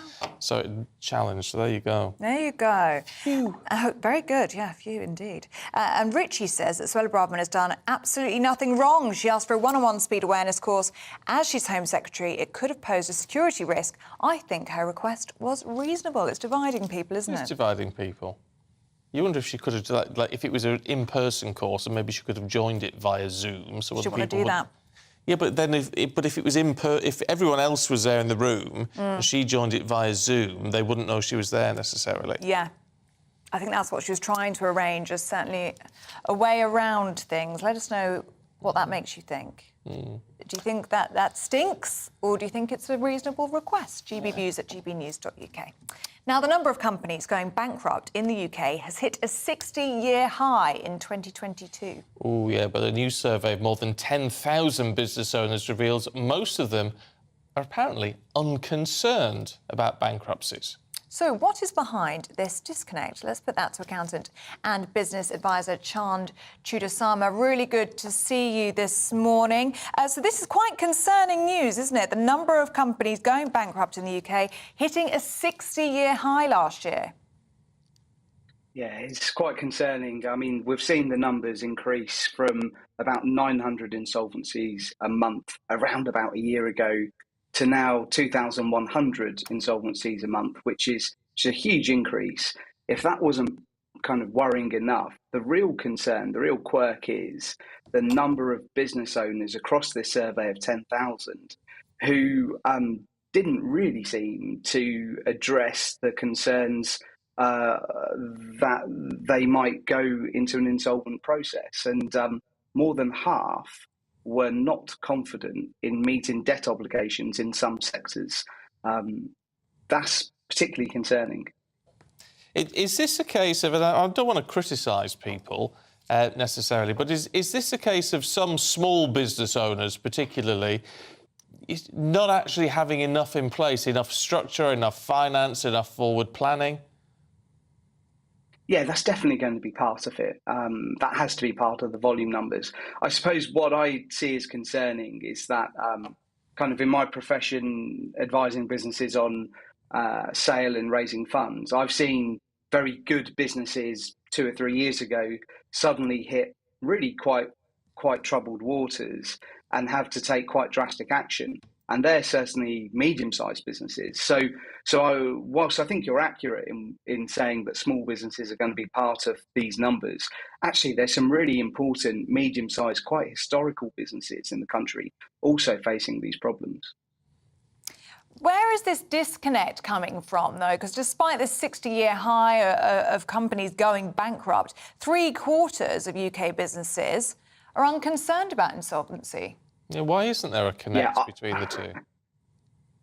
Yeah, so there's probably a few reasons for this. One is probably part of what you said, Stephen. Perhaps smaller businesses with less quality management information don't see the numbers, but actually, I think there's something else driving it. I think there's a double-edged sword to the optimism of the entrepreneur. Let's say it's brilliant that entrepreneurs are optimistic and they always look for good. I'm making generalizations, of course, but that does come with downsides, such as the perception of risk and also that the future will always be better. So I think there's a few things going on here, but I wouldn't want entrepreneurs to change from that. I would just rather they be better informed about the risks they're undertaking.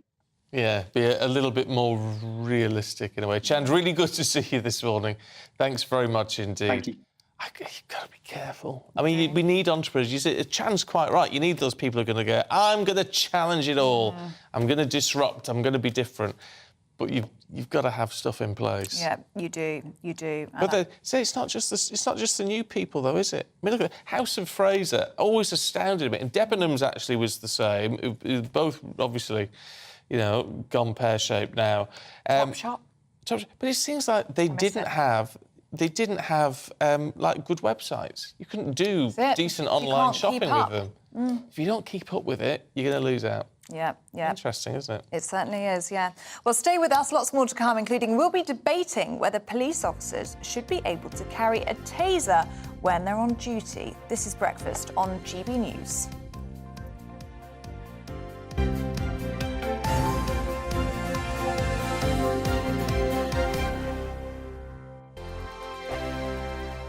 I joined GB News because I was sick and tired of not hearing my views being represented, not just mine, but so many people that I knew and spoke to. I just couldn't get my voice out there. I couldn't say anything. I couldn't do anything. Whatever the narrative was, I kind of had to follow it. GB News is there to provide a voice for those who have been ignored by the establishment media. We think different things, we've got a different style. GB News is here to be optimistic and positive about the future. It's real kind of dynamic and flowing, with the audience very much at the heart of it, like a big family. Here at GB News, we talk about the things that matter to you. Hearing the voices from right across our towns and cities, especially our towns. All sides of the argument represented with a heavy dose of opinion. We're on a mission here to make a difference. And the GB News family really is here for you, and whatever time of day you can watch or listen. Britain's watching. Britain's watching. We're proud to be GB News, The People's Channel. Britain's news channel. Monday to Thursday, 9 p.m. till 11 p.m. Join me, Dan Wootton. I'll bring you the sharpest takes and hottest debates. Do you not believe in prison? I don't believe in prison. I'm completely stunned. I guarantee you there'll be no spin, no bias, no censorship. I actually was personally quite offended by it. And no reason to go to bed. So I guess they've always been quite woke. That's Dan Wootton tonight on TV, radio and online. Monday to Thursday from 9 p.m. till 11 p.m. on GB News. The People's Channel, Britain's news channel. Join me, Patrick Christie's, Monday to Friday, 3 till 6. We tackle the day's news agenda like you've never seen before. It's high tempo, high octane, the most controversial topics, and the best guests. You will not be able to take your eyes and ears off it. I'm not afraid to ask the questions that you really want answered. 3 till 6 p.m, Monday to Friday on GB News, the People's Channel, Britain's news channel. Start the day with GB News. We catch up on all the big stories you didn't hear the night before. And take a look at what the world's talking about this morning. That's right, Monday to Thursdays from 6 o'clock. It's Breakfast with Eamon and Isabel. Straight after breakfast, join us, Bev Turner and Andrew Pearce. We're going to take you through till noon. We'll be tackling the big topics of the day, including the things that the other channels just won't talk about. If it's happening here. Wake up to mornings on GB News, the People's Channel. Britain's news channel. Join us every night on GB News at 11 p.m. for Headliners, which is 3 top comedians going through the next day's news stories, which is exactly what you need, because when the establishment has gone crazy, you need some craziness to make sense of it. So join us 11 p.m. every night on GB News, the People's Channel, Britain's news channel. So Jubes & Co, we tackle the issues of the day with real, robust debate, both sides of the fence, battling it out with me in the middle with my forthright opinions and views. And often really interesting things happen because you start with a position and then by the end of the debate you find actually, well, I might not have thought about that one. What we need in this country is 2 new political parties. You should maybe think about doing a 2024 calendar. I'm Michelle Dewberry and I'm keeping you company right through until 7 o'clock this evening. GB News, the People's Channel, Britain's watching. Every Sunday from 11, join Michael Portillo. There will be topical discussion, looking at the week before and the week to come. So kick back and relax at 11 a.m. on Sundays on GB News with me, Michael Portillo. GB News, the People's Channel, Britain's news channel.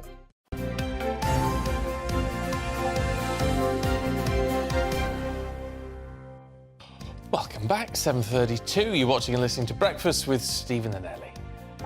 Now, the mother of the 11-year-old boy who was stunned in March by police in Scotland has said he was only armed with a butter knife when he was told to drop his weapon.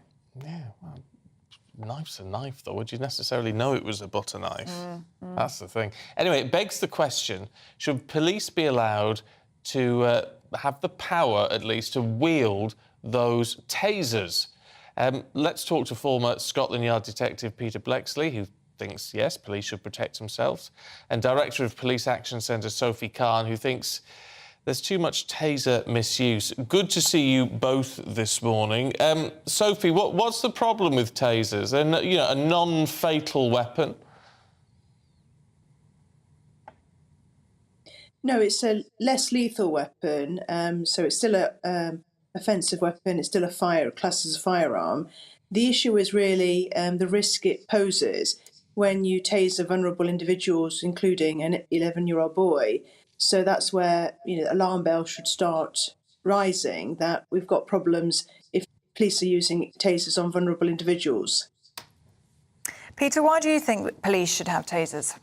Well, it's a very unpalatable fact that police officers are getting assaulted in record numbers. In fact, the last government stats that were available were up to March of 2022, and it showed that over 41,000 police officers were assaulted, nearly 12,000 of those assaults resulting in injury.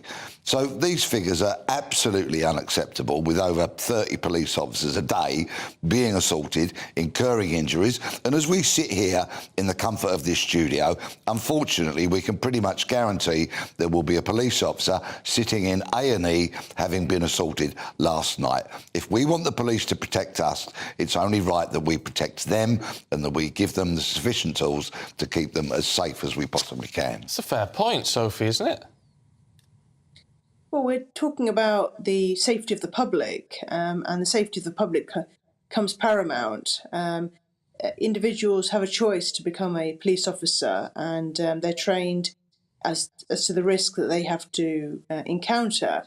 But what we're talking about is the use of force on members of the public, not use of force of the police officers or on police officers. So I think the debate has to be very much on the use of tasers rather than on officer safety.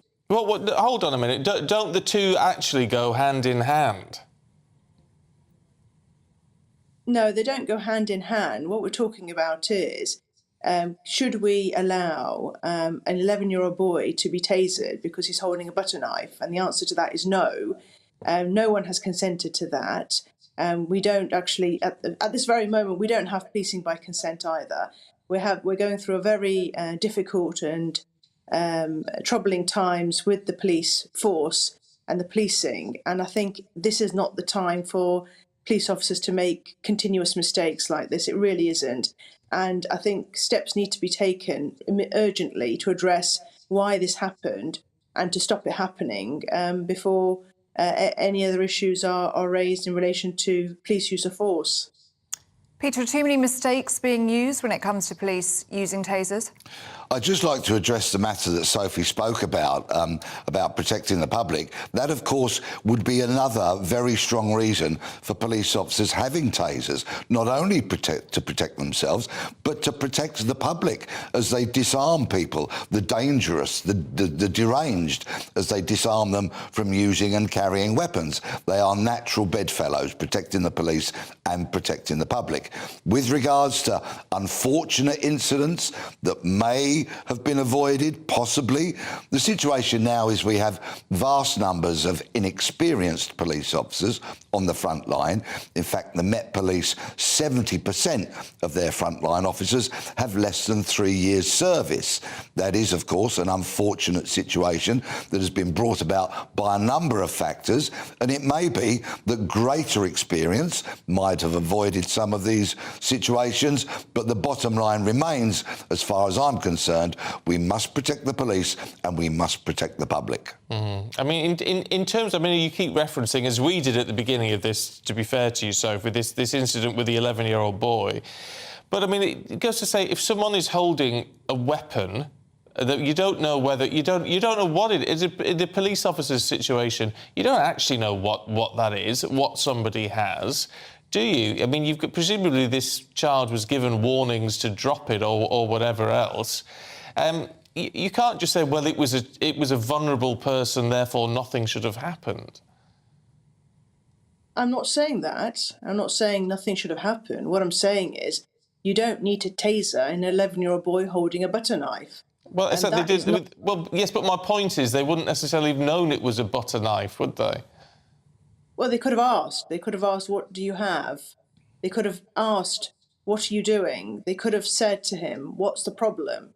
Excuse me, but Ms. Khan, you are displaying a distinct lack of knowledge and experience of policing, because neither you nor I were in that situation. We don't know exactly what occurred, and I think it's rather foolish to come down with some almighty high-minded judgment when we weren't there. We need to see all the facts, but as somebody who has faced knives, guns, yes, I've been stabbed and shot at, I would have liked greater protection on those occasions, and I think in order to protect our frontline police, to encourage people to join the police service and do great work of public service, we need to give them the tools so that they go home to their loved ones at the end of a shift. Okay. But that doesn't mean that members of the public should die when they interact with a police officer. That's not okay, or they get seriously injured so that the police officer can go home to their family. That is unacceptable, and I just cannot believe that in the the arena that we're in at the moment, and the time we are experiencing the most difficult times with policing, there is an attitude where oh well, never mind. We found out it was a butter knife after the event. Policing may not even survive 2 to 5 years. And these kind of incidences are not going to help the police's image. They're going to make it worse. OK, well, look, on that note, we need to leave it, I'm afraid, but really good to see you both this morning. Sophie Calm, Peter Blexley, thank you very much indeed. I am quite sure you have got a view on that. Let us know, gbviews@gbnews.uk. Stay with us, more to come, including a look at this morning's papers with our guests Tom Slater and Emma Burnell. That's next. This is Breakfast on GB News.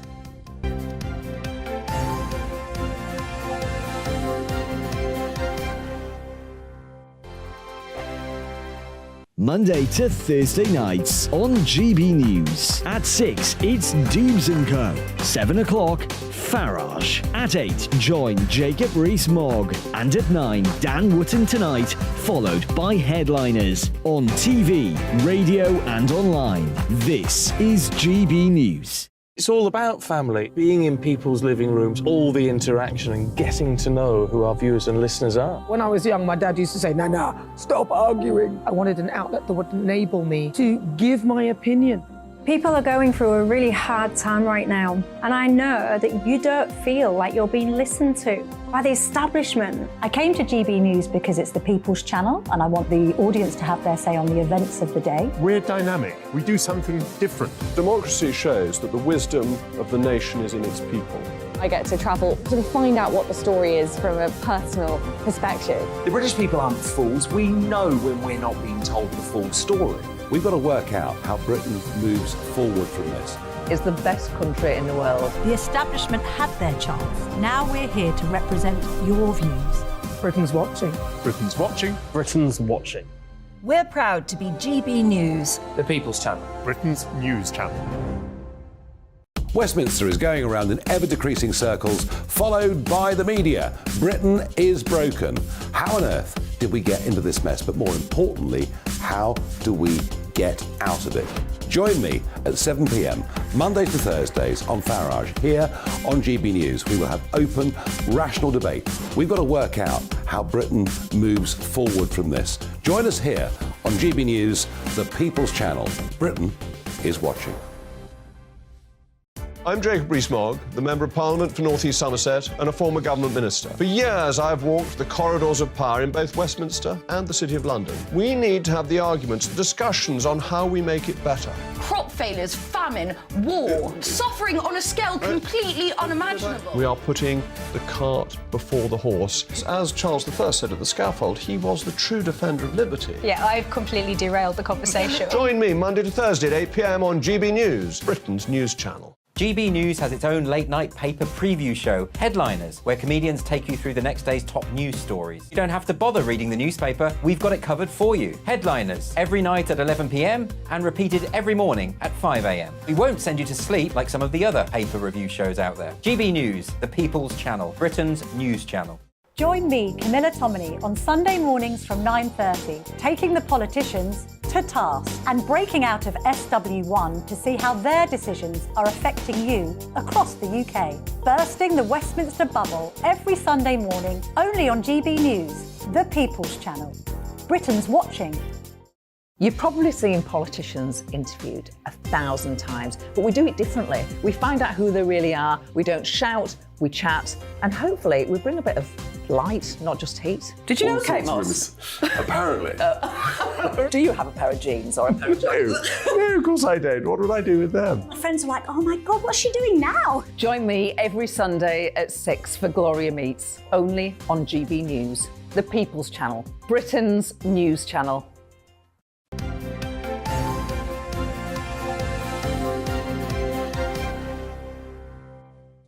Good morning, welcome back. You're watching and listening to Breakfast with Stephen and Ellie. Let's have a look at some of the papers for you this morning. Sunday Times looking at Suella Braverman, the Home Secretary, apparently asking civil servants for help when it came to a motoring fine and a speed awareness course. And it's a slightly confusing picture, but it seems like she wanted a private course rather than having to sit in with the rest of us. The Observer reports on a Tory donor being investigated over allegations of fraud and money laundering. Front page of the Sunday Express giving light to Business Secretary Kemi Badenoch, saying Britain's future outside the EU will be a roaring success. And the Telegraph dedicates their front page to the government's migration czar, reportedly backing plans to crack down on foreign graduate visas. And finally, the Sunday People. It's got the story that, I mean, everyone's got a picture of Holly and Phil, apart from the Observer, as far as I can make it out. We've had our fill, is the story, as Phillip Schofield has officially gone from this morning. Last show was on Thursday. He just didn't know it at the time. Didn't know it. Nope, didn't get to say goodbye on screen. Very, very interesting. Well, we're joined now by journalist and political consultant Emma Burnell, alongside editor of Spite Tom Slater. Good morning to you both. Morning. Emma, let's start with you, shall we? In the Sunday Telegraph, the foreign graduate visa crackdown. Yeah, I mean, this story recurs, every 6 months or so? Yeah. We go back and forward. The problem is that foreign students are an enormous, what's considered export. So our university system is one of our biggest exports. They are incredibly attractive and they bring in a great deal of money. And as we we need to fund university research, and a lot of university money comes in through much higher tuition fees that are paid by foreign students than paid by UK students. If we are going to make it less and less attractive for people to come, what they're allowed to do at the moment is stay for 2 years afterwards. See, that's the problem, though, isn't it? Well, you say that's the problem. Why can't they come here, get their education that they're paying for, and then go back again? So what you're saying is we should have these people who have suddenly come out of university, all bright-eyed and bushy-tailed, and suddenly trained up, and then send them off to elsewhere. Well, unless we need them here. I mean, because as Rishi Sunak was saying this morning, you know, we should decide who is on our shores. Well, if there's a job for them that we need them to fill, great. But if there isn't... So the question, and this is it, you can absolutely decide that you don't want to do this. We will then attract fewer students, which means that we will lose the money going into those universities. And they are, at the moment, you know, they come in and they take reasonably high-paying jobs because they're university graduates. When they're coming from abroad, they've probably got... they'll be doing more like a business degree than my English and sociology. So they will largely be then contributing to the economy for 2 years because they'll be taxpayers. It's perfectly reasonable to say that you don't want to do that anymore, but there is an economic cost to it, and that is always the trade-off, and we need to talk about what those trade-offs are and how you are then going to fund universities to ensure that the kind of research that we have that is world-breaking and world-leading can carry on. Tom, what do you make of this? Is this the sort of people that we want to retain in this country? I think, you know, as Emma's already been saying, if people want to come and get their education here and also to contribute, I don't think people are necessarily against that. I think the problem is, and this, the issue of student visas in particular is a good example of this, is in terms of all different forms of migration, there's often not been much actual public discussion about what the policy is and what the aims actually are. So if people open a newspaper and they find out that a huge chunk of the net migration figures that we'll find out about next week will be international students as well as dependents and family and so on. I think I read yesterday there's been like an 8-fold increase in the number of people who are coming over with those students. You know, there could be close family members, children and so on. And this is something which hasn't necessarily been talked about. If anything, there was often a caginess within government or within Parliament certainly, where people say we should take these numbers out of the net migration figures to almost kind of obscure them. So I think this is a problem that you see time and time again, is an issue of migration isn't discussed properly, isn't debated properly. People feel like they haven't had their voices heard on it. And therefore, numbers creep up in them out of nowhere and they think, what is going on? So I think, whilst I'm completely in favour of international students coming here and contributing and so on, although I think there is a problem with an over-reliance on the inflated fees that they're paying. It doesn't show that the university sector is necessarily in rude health. But at the same time, we need to be able to actually advocate for that policy and have the public with it. And as on this issue, as on so many others, there hasn't really been that over the course of the past decade or more, you know. But polling is interesting on this because actually, while there is a sort of general feeling that migrant numbers should be smaller, in general, it's not university students. So they're actually quite well accepted amongst those polling numbers, even when anti-immigration sentiment is high. Yes, but well, I can understand that. What I can't understand is then the dependents coming along. Well, I mean, if you've got a very young if you're going off to do a something, 3-year degree, you probably want, and you are, people are studying older and older. So I did my master's degree in my 40s. So you can imagine, particularly if people are doing higher degrees, they're older, they've got a family. Again, one of the ways to attract people who will be higher earning and paying those fees. OK, I'm going to jump in there because I didn't realise we were quite so tight for time. We've only done one show. No, it's not your fault. Could we just very quickly have a look at the Sunday Times, Tom? Because from students to teachers, and they should get, according to an independent body, 6.5% as a pay rise. Yes, so we always remember the way in which ministers like to hide behind the independent pay bodies, but in this instance that's not going to wash because they've come out with a figure that the government isn't necessarily comfortable with. As you say, it's 6.5, whereas the government was suggesting that anything 5 and over could actually fuel inflation. And now they're obviously stuck with the position of do we take this or do we not? And also, given the fact that teachers have their squeeze on their wages over the course of the past decade is something like 10%, even before you kind of price in the economic pressures of the current day, it's still not necessarily getting them back up to par as where they were. So it just shows how difficult the politics of this are at the moment, definitely. Will be really interesting to see if that changes the negotiations between the unions and the government. Yeah. Tom, and we've got to leave it there, I'm afraid. Don't know what happened to us there. It ran away with us, didn't it? But you'll be back in the next hour. Absolutely. Thanks very much. Now, there's the new movie. We've talked about it quite a lot, actually. Martin Scorsese, Killers of the Flower Moon, had a 9-minute standing ovation at the Cannes world premiere last night. Here's a sneak preview.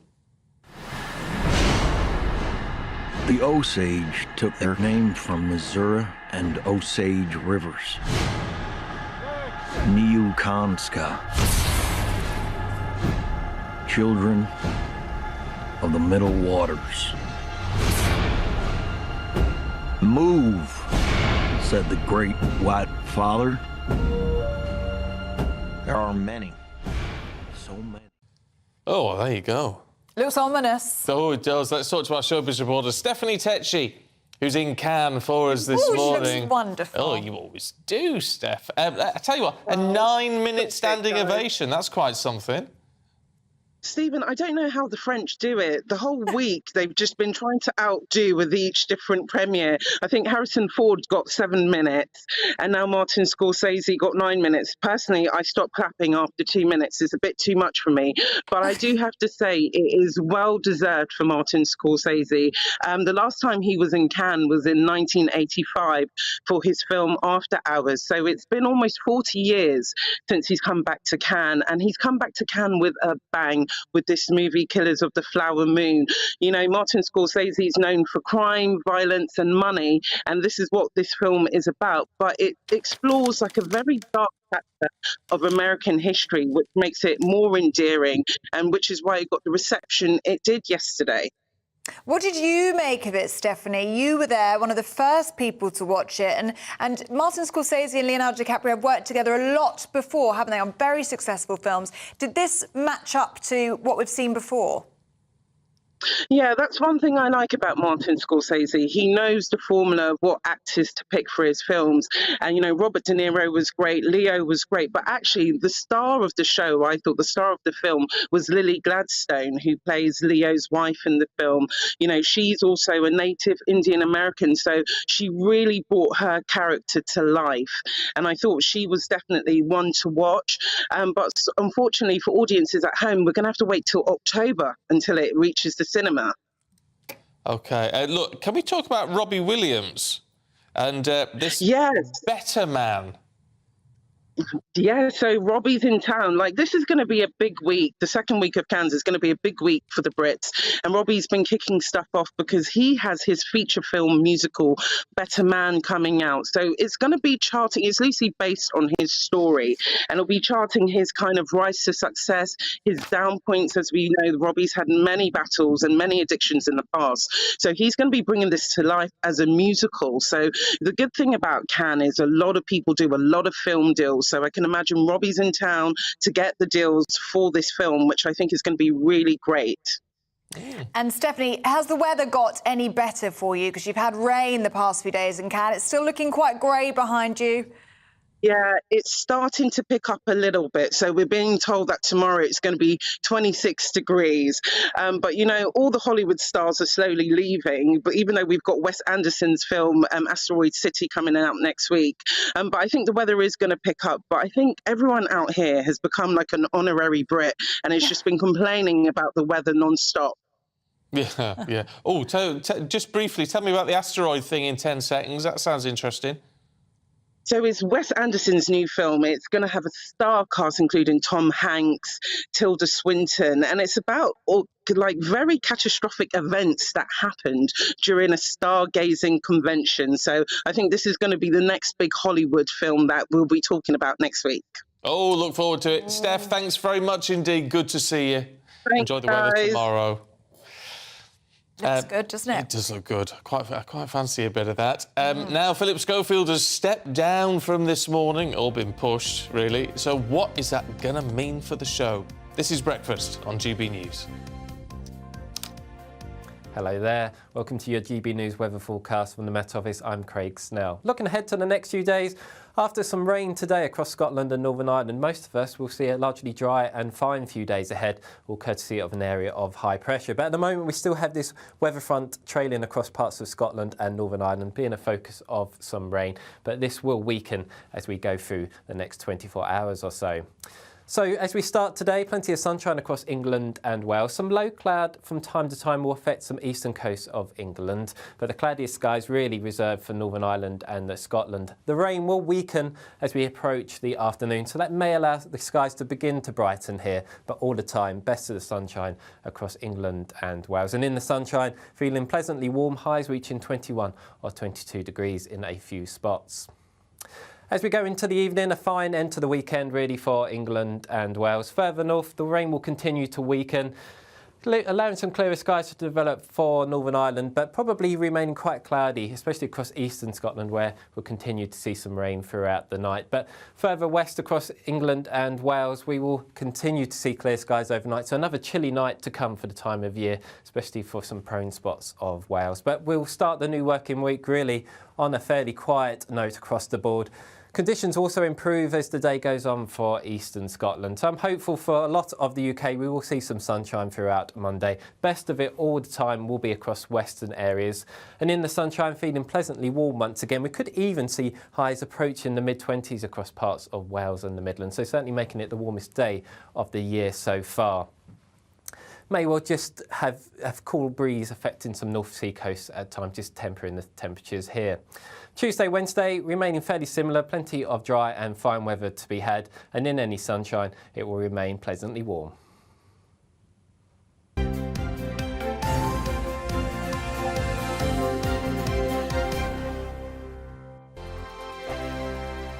I joined GB News because I was sick and tired of not hearing my views being represented, not just mine, but so many people that I knew and spoke to. I just couldn't get my voice out there. I couldn't say anything, I couldn't do anything. Whatever the narrative was, I kind of had to follow it. GB News is there to provide a voice for those who have been ignored by the establishment media. We think different things, we've got a different style. GB News is here to be optimistic and positive about the future. It's real kind of dynamic and flowing, with the audience very much at the heart of it, like a big family.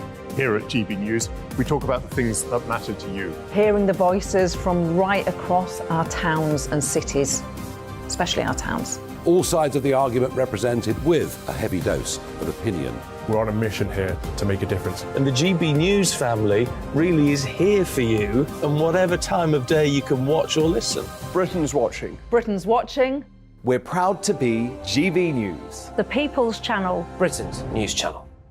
Monday to Thursday, 9 p.m. till 11 p.m. Join me, Dan Wootton. I'll bring you the sharpest takes and hottest debates. Do you not believe in prison? I don't believe in prisons. I'm completely stunned. I guarantee you there'll be no spin, no bias, no censorship. I actually was personally quite offended by it.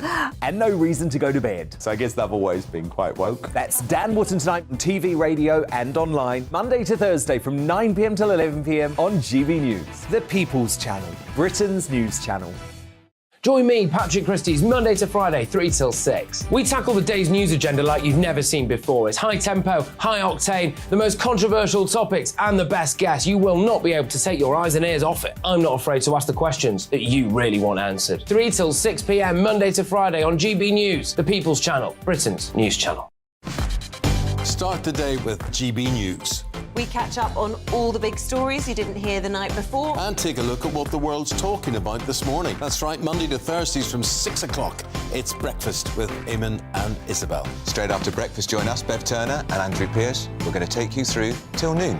We'll be tackling the big topics of the day, including the things that the other channels just won't talk about. If it's happening here. Wake up to mornings on GB News, the People's Channel, Britain's news channel. Join us every night on GB News at 11 p.m. for Headliners, which is 3 top comedians going through the next day's news stories, which is exactly what you need, because when the establishment has gone crazy, you need some craziness to make sense of it. So join us 11 p.m. every night on GB News, the People's Channel, Britain's news channel. So Dubes & Co, we tackle the issues of the day with real robust debate, both sides of the fence, battling it out with me in the middle with my forthright opinions and views. And often really interesting things happen because you start with a position and then by the end of the debate you find actually, well, I might not have thought about that one. What we need in this country is 2 new political parties. You should maybe think about doing a 2024 calendar. I'm Michelle Dewberry and I'm keeping you company right through until 7 o'clock this evening. GB News, the People's Channel, Britain's watching. Every Sunday from 11, join Michael Portillo. There will be topical discussion, looking at the week before and the week to come. So kick back and relax at 11 a.m. on Sundays on GB News with me, Michael Portillo. GB News, the People's Channel, Britain's news channel.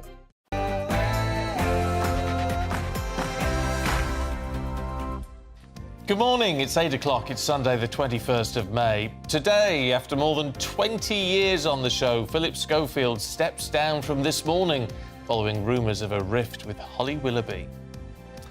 On the final day of the G7 summit, Rishi Sunak has said he stands shoulder to shoulder with a Ukrainian President, Volodymyr Zelensky, who may be giving a speech very shortly. It's been revealed that a secret briefing, which has only just come to light, warned ministers about the dangers of privatising Britain's waterways 20 years ago. And Manchester City fans have been celebrating after their team were crowned Premier League champions last night. Sports broadcaster Aidan McGee will be joining us for the latest. Good morning to you. I'm Stephen Dixon. I'm Ellie Costello, and this is Breakfast on GB News.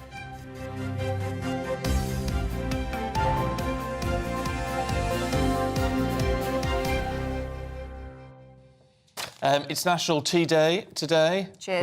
We've got our tea. I've got two lined up here. Yeah, you have. Yeah, it was me before. You're on double bubble. I've just got a single. Cheers. I have a... So how do you like your tea? How do you like your tea in the morning? Let us know. Lots of you getting in touch. It does divide the nation, always does. Pam says you've got to heat the cup. I haven't heard that before. Oh, well, you have to heat the teapot. Yeah, but this is heat the cup. I heat the cup. I've not heard that one before. Heat the cup, insert the tea bag, pour over fresh boiling water, leave for 3 minutes, remove said tea bag, add milk to taste. Simples, she says. Oh, there you go. There you go. Well, it's very interesting. Actually, I was having cups of tea yesterday afternoon. Also, on his day off, we had a lovely day. And I was at a dog show, and actually I went to the guide dogs stall, and the woman that got to say hello, I did the tombola, won a little dog. Oh, did you win a little dog? Little dog. But the lady on the stall watches us every morning. Oh, does she? Do you know her name? No, I didn't catch her name. You didn't give me a name. Hello, the lady from the dog stall. But she said, you must give us a mention in the morning. So good morning to you. Good morning. At Willen. I'm actually heading back to Willen today, so maybe I'll see you a little bit later on. Maybe we could have a little catch-up. And that's why he looks so bronzed. So bronzed. Because we had a lovely day in the sunshine yesterday. Did you get caught out by the sun? I just wasn't expecting it to be as hot as it or as high UV as it was. I've told you this, I've said to you, even if it's cloudy, you need to be wearing your sun cream, and perhaps now you'll take note. Yes, I will. I've learnt the hard way. Yeah. I'm not sore or anything, but just a little bit pink. It is a little bit pink this morning. But nothing a little bit of magnolia paint can't fix, as you described it earlier. Exactly right, exactly right. Phillip Schofield's across all the papers this morning. Certainly is. He's gone from This Morning, pushed, really. Him and ITV have agreed that he will leave with immediate effect. Yes. But it's not really a resignation, is it? Very interesting statement from him yesterday, where he does note on his own kindness, doesn't he? Which is quite interesting. And he does say he's agreed to step down, which, as you say, does suggest that it's perhaps being pushed. Yes. Michael says, having watched This Morning since the inception of their partnership, it's clear to see it's taken a hit in recent months. Sean in South Wales said it's sad to see Phillip's resignation on This Morning. Doesn't want Alison Hammond as a full-time presenter of This Morning. Doesn't know who could take Phillip's place. And that's going to be interesting, isn't it, for a show like This Morning?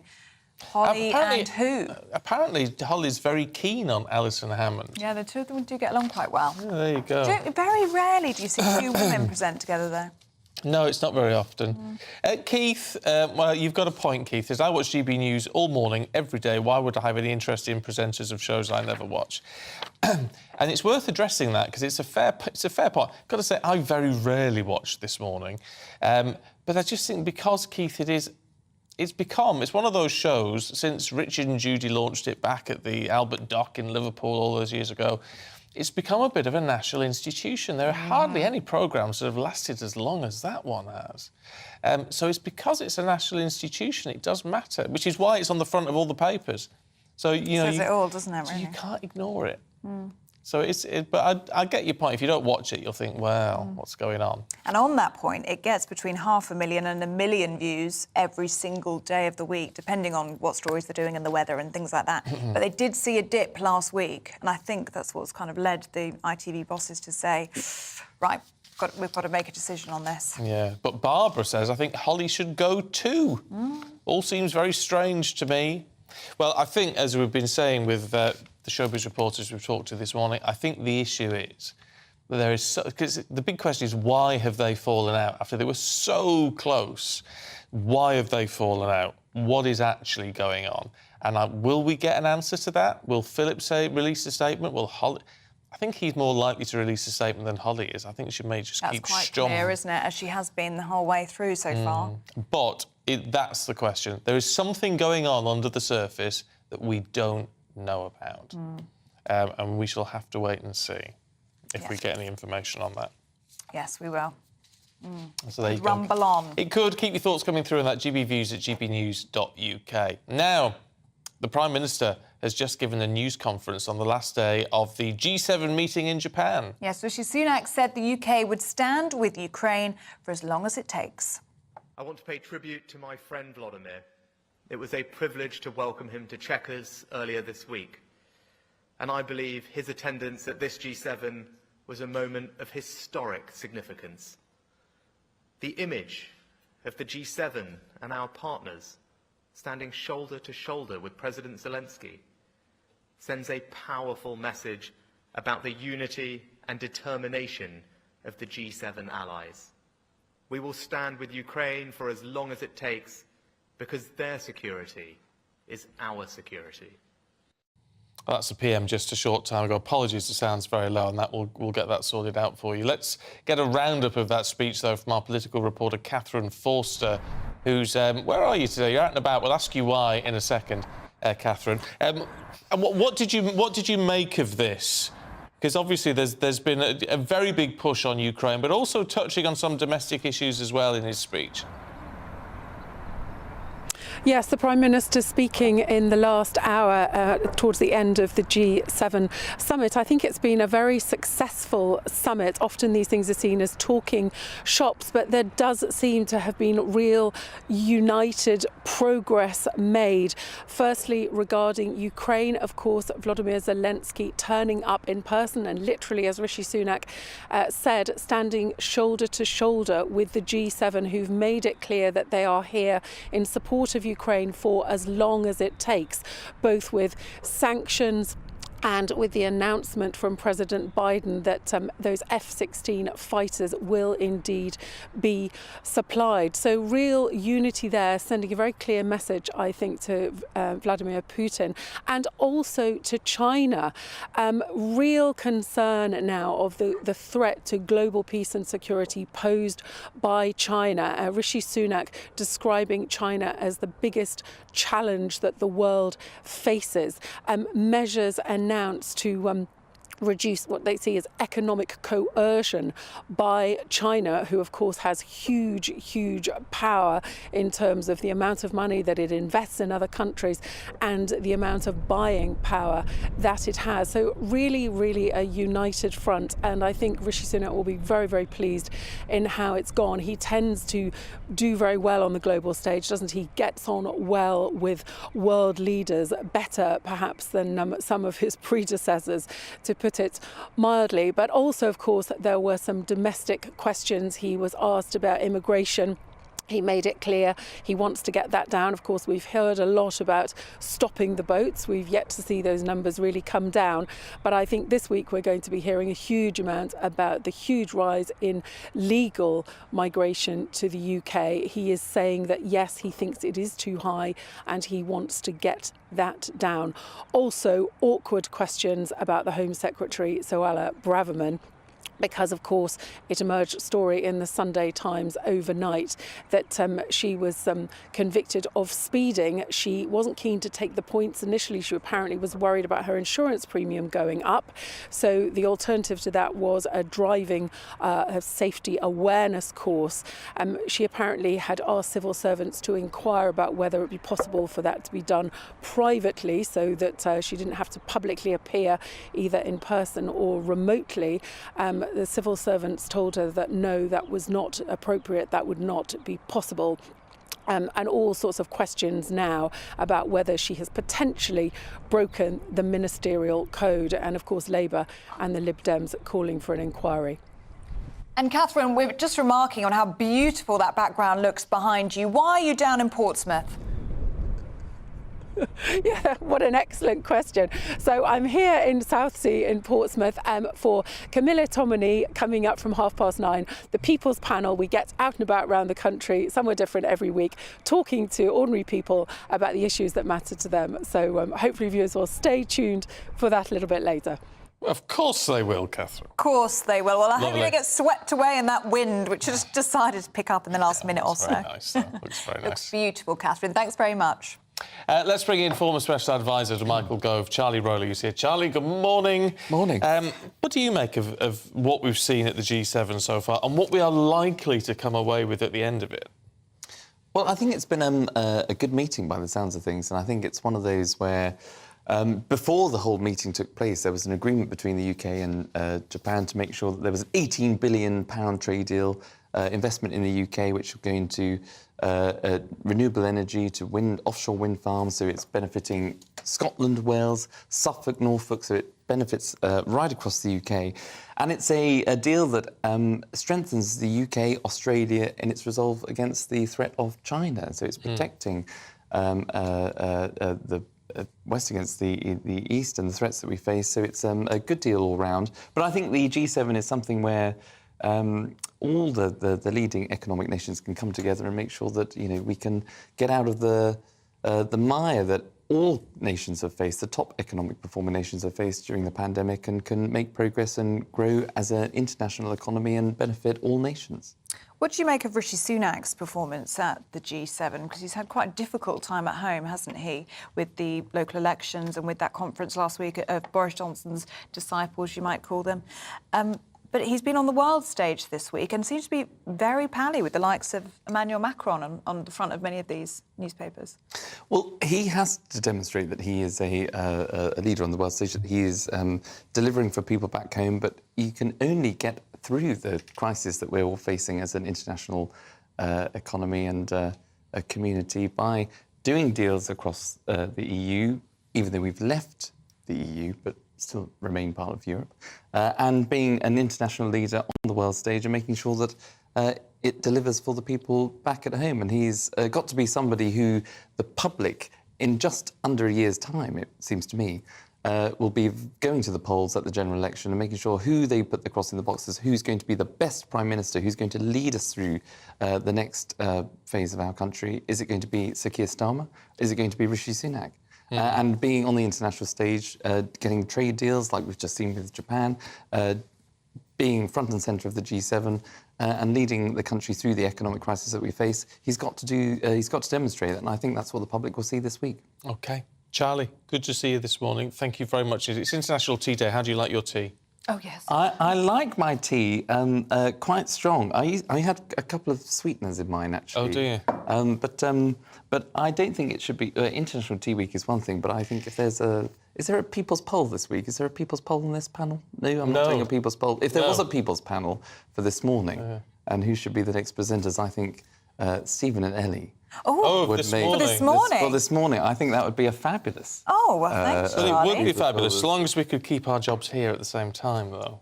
But Well, exactly. we could work 7 days a week. We're up for that. I think I'd tune in and I'd turn up. Oh, there you go. Well, there you go. Excellent. You book yourself in as a guest. Yeah, that's it. There you go. You can be our first guest, Charlie. Yes, I don't think we're in the running. I don't think we're in the running, but, you never know. I think we'll have a we need to stay where we're good. Yes. Which is here. Thank you very much Yes. indeed. We're With at you. home. That's what Exactly. We're at home. Mind you, lots of questions about Philip and Holly and this morning and what's going to happen and what actually has gone on with all of this. It's a bit of a mire, isn't it? Let's talk to showbiz reporter Sarah Louise Robertson, who joins us now. Morning to you. Good to see you. What do you make of all of this? It's a scandal and a half. It's showbiz manna from heaven, this story. So we found out a few weeks ago that things were not all well behind the scenes between Holly and Phil's so-called best friends relationship. This is something that This Morning viewers have been invested in, and part of the popularity of them on the show is because people believe that they were best friends. Off the show, they went on holiday together, etc., etc. And then rumblings started coming through that things weren't quite the same offset. They weren't really speaking to each other. Phil was spending a lot of time in his dressing room. And then from that point on, it just unravelled so quickly to where we are now with Philip sending out this letter to announce his resignation. He was told by bosses, I believe, on Thursday afternoon after finishing the show that it was impossible for him to be able to remain on the show and to come back. So he was shoved. He did not walk. He was told his position was no longer tenable to be on that show. Because as I said before, the chemistry between them is what viewers are invested in. This Morning's an institution. The figures started to nosedive. They lost 100,000 viewers last week because people just weren't believing in the relationship anymore. You could see that they were strained.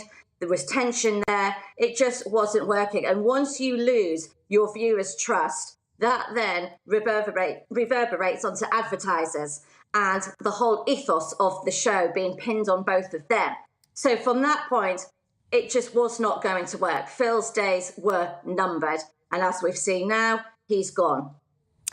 Sarah Louise, what did you make of the statements from both Philip and Holly yesterday? Because you touched upon their friendship there, their closeness, the fact they've gone on holiday together. Neither of them actually referenced that closeness or that friendship. Holly seemed to thank Phil for his help in getting her the role kind of thing, and then just said the sofa won't be the same without him. It did seem quite cold, didn't it? It was a cold statement. It was a bland statement. Holly really does no longer want to be associated with Philip in any way whatsoever. This fallout started back in 2020, which was when Holly decided to leave Philip's group, which she was part of, which was YMU. She was caught embroiled in a massive legal battle with them, which she won, and she walked away with £1 million in earnings, which she said that she made for them. And since that point, because Phil's a major shareholder of YMU, and Holly walked away with this £1 million.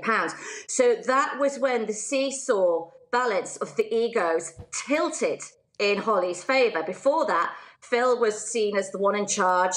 Holly was the understudy almost. Behind him, he was guiding her. He was seen as being like the father orchestrator of her career. And then she stepped into the light. She stepped out from behind his shoulder, and she took prime position, bagging advertising deals, doing shows on her own, on the likes of the BBC and what have you. So that was when the tension started, because Phil was no longer in control of Holly and no longer in charge, and she was becoming her own woman. She went on to set up her own agency in which she champions women. She started to become closer to Alison Hammond in the last few years. Alison's obviously now stepping out into the light as well. She's presenting the show on Fridays. So this seesaw of the balance of power shifted between Holly and Phil. Holly started to come into her own, and that didn't sit well with Phil. Then Qgate last year, another massive blow to the pair of their friendships. Holly felt that she really carried the can for a lot of that between Philip and his boss, This Morning boss, Martin Frizzell, after Qgate. Lots of viewers said the two of them should have gone then. That did not sit well with Holly.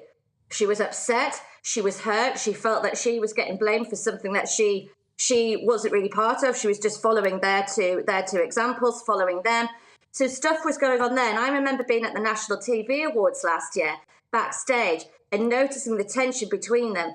Holly spoke on stage, backstage to the reporters, as did Phil, but they weren't stood together. And what was very interesting was Phil was stood all the time with Martin Frizzell. They came off stage together last. Holly went over to Alison Hammond and walked off with Alison Hammond and was knee-deep in conversation with her. They arrived separately as well to the National TV Awards, with Phil having to queue outside. Holly had gone in first. She'd walked in like a VIP star. Phil had to stand and queue, ironically, after Qgate, with lots of other celebrities on the red carpet before he was allowed in.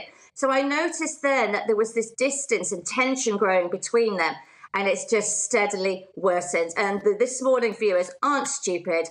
They can tell when something's amiss, something's wrong, and they started to pick up on it in the last couple of weeks. And now things have, sadly for Philip, come to this end. And he's also had the court case with his brother as well on Friday, which also looks very unsavoury, doesn't it, for him. So that's where we are. And ITV, I mean, you know yourself, guys, working in showbiz and media, there's no friends in media. If you want a friend, get a dog. That's the moral of the tale there.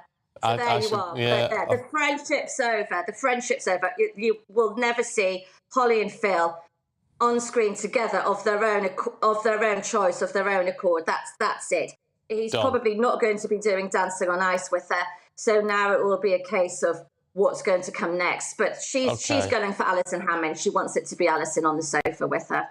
OK, look, good to see you this morning. Thank you very much indeed. Good to see you too. Well, let us know what you make of that story. It's certainly getting you going this morning. Irina in Crete. Oh, very nice too, being in Crete on a Sunday. I think they should get rid of Holly as well. Put in Alison and Dermot instead. They have chemistry and are fun. I'll tell you two other people who have chemistry and have fun. Oh, us? Yeah, we're free during the week. It's totally fake. It's out there. It's all fake. Well, there's no friends in media, apparently. No. Sarah Louise. No. Get a dog. You need your guide dog. Yeah. Get a dog. You were eyeing them up yesterday. Oh, wonderful things, guide dogs. Yeah. Shortage of guide dogs. If you want to support them, it's a good thing to do. Yeah, certainly is. Now, the Environment Secretary, Therese Coffey, says scrapping EU laws would boost the UK's domestic wine industry by best part of £200 million. A number of Brussels regulations retained after Brexit are being dropped, including some that impact the wine sector. The Labour leader is expected to warn the NHS is not sustainable unless serious and long-term reforms are made. Sir Keir Starmer will make a speech in the east of England to set out fundamental changes, extra investment and performance targets. And Sinn Féin's Vice President Michelle O'Neill is hailing local election results in Northern Ireland as momentous as her party becomes the largest in local government.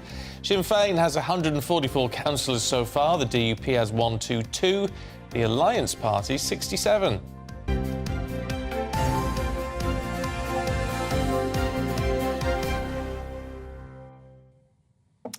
Now, ministers were apparently warned about the dangers of privatising Britain's water industry 20 years ago in a secret briefing which has only just come to light. Yes, water companies apologised on Thursday for their repeated failures as public anger grows following the scale of raw sewage discharges. Now, let's talk to Dr. Christian Dunn, who's a senior lecturer of natural sciences at Bangor University. Good to see you this morning. What was said 20 years ago? What concerns were raised and what has come to pass? Well, yes, the warnings were there 20 years ago that by making the water company, allowing private equity firms to invest in the water companies, then they would be bringing with them all the, I don't want to say bad, but all the general things that businesses bring. So, levelling debt and things like this. And also by doing this and by bringing private money in, the overseeing body, the Ofwat, would lose power with the water companies. So they would make it much harder for the water companies to do what they are supposed to do, which is provide us with nice, clean water and treat the water that we produce. That was the warnings 20 years ago, basically saying that this is not a sustainable business model. And, well, let's face it, it is most certainly come to pass when we're looking at the state of our rivers. And now the water companies themselves say, oh, very sorry, we know that we've messed up for the past 20 years or 30 years. We will do better, but you're going to have to pay more on your bill. So, I mean, this has all come to pass now. Those are the warnings 20 years ago. What is the current warnings on privatising the water industry? Well, so this is the issue that we have now, is that we have a private water industry and who have said, they've literally held up their hands. I mean, I think it's almost unprecedented for a whole industry to put up their hands and say, sorry, we messed up, terribly sorry, we'll have to do better. And now they're having to invest the amount of money that they should have been investing all those years ago to improve, not even improve the system, to get the system into a reasonable functioning system. I mean, it's genuinely shocking. I mean, to have a business model, such a failed business model, to produce something so fundamental as give us clean water and treat wastewater. I mean, it just stinks. It stinks worse than the sewage that they are supposed to be treating for us. So what I don't understand is this: the system was privatised in '89. These complaints go back 20 years, so to 2003. 2003. So what was the problem back then? Was it a case of them saying, well, it's too late to do anything about it now, it's already privatised? Because isn't it with the Labour government in charge at the time, you sort of think if anyone was going to renationalise it, it would be them. Indeed, yeah. They weren't saying that the system was broken then. What they were saying was, if this continues, i.e. private equity investing as much as they want to, the amount of dividends that the water companies are promising to pay out, if they continue to do that, then this industry is not sustainable. And when I say sustainable, I don't just mean economically sustainable, I also mean environmentally sustainable. And that's what we're seeing now. This industry is not environmentally sustainable. They have a system to use overflow systems, basically, for sewage during extreme weather conditions. So when there's loads and loads of rain. And that's fine. That's absolutely fine. When you have those extreme events, we all accept that there has to be some sort of blowout on the pipe. That's fine. But what we've seen, because there's been no investment or limited investment in the water industry, that those emergency systems are being used as basically standard operating procedures. And that is what's absolutely the crucial issue here. All that being said about the water companies, and I will sit here and blast them for as long as you will let me blast them for. However, this is not just a water company issue, a water industry issue when it comes to our pollution in our rivers. It is a societal issue. We as a society have not tackled this problem, and we've increased this problem. For example, we have changed the way that we use our land. We've built so much on our land with concrete and buildings, etc. And what we've not thought about is what happens with all that surface water during rainfall. When it rains really heavily, it all gets on that concrete, and presently a lot of it runs straight into that surface water, runs straight into the sewage system. So when we have those high rainfall events, the sewage system, so the treatment plants, cannot cope with all the water that is flooding into them. And so without doubt, the water companies have to do something about that. But we as a society should look how we are building. We should be using things called sustainable drainage systems, which is ways of allowing all that surface water to go into the ground rather than those drains. There's so much more we could be doing as a society. You raised some very good points, and we need to talk about this some more, which hopefully we can do another time. Dr. Christian Dunn, it's really good to talk to you. Thanks very much indeed. All these things go on and we just don't know it. This is the problem. Well, you know it if you live by the coast, don't you? Well, it's literally on your front doorstep. But it is shocking that this is taking place still. We're in 2023. You know, we should not have raw sewage running into our waterways. I think all of us can agree on that. It's a bit of a no-brainer, isn't it? But anyway, if any thoughts on that, let us know. Do we need to renationalise? Would that change it, or do we need to have more legislation in to force them to invest more? I don't know. Yeah, I mean, there's been talk of criminal charges for the CEOs of these water companies, especially for people who get sick. Let us know what you think. GBViews at gbnews.uk. Now, it's good news for Manchester City, crowned winners of the Premier League for the 5th time. We'll tell you more next. This is Breakfast.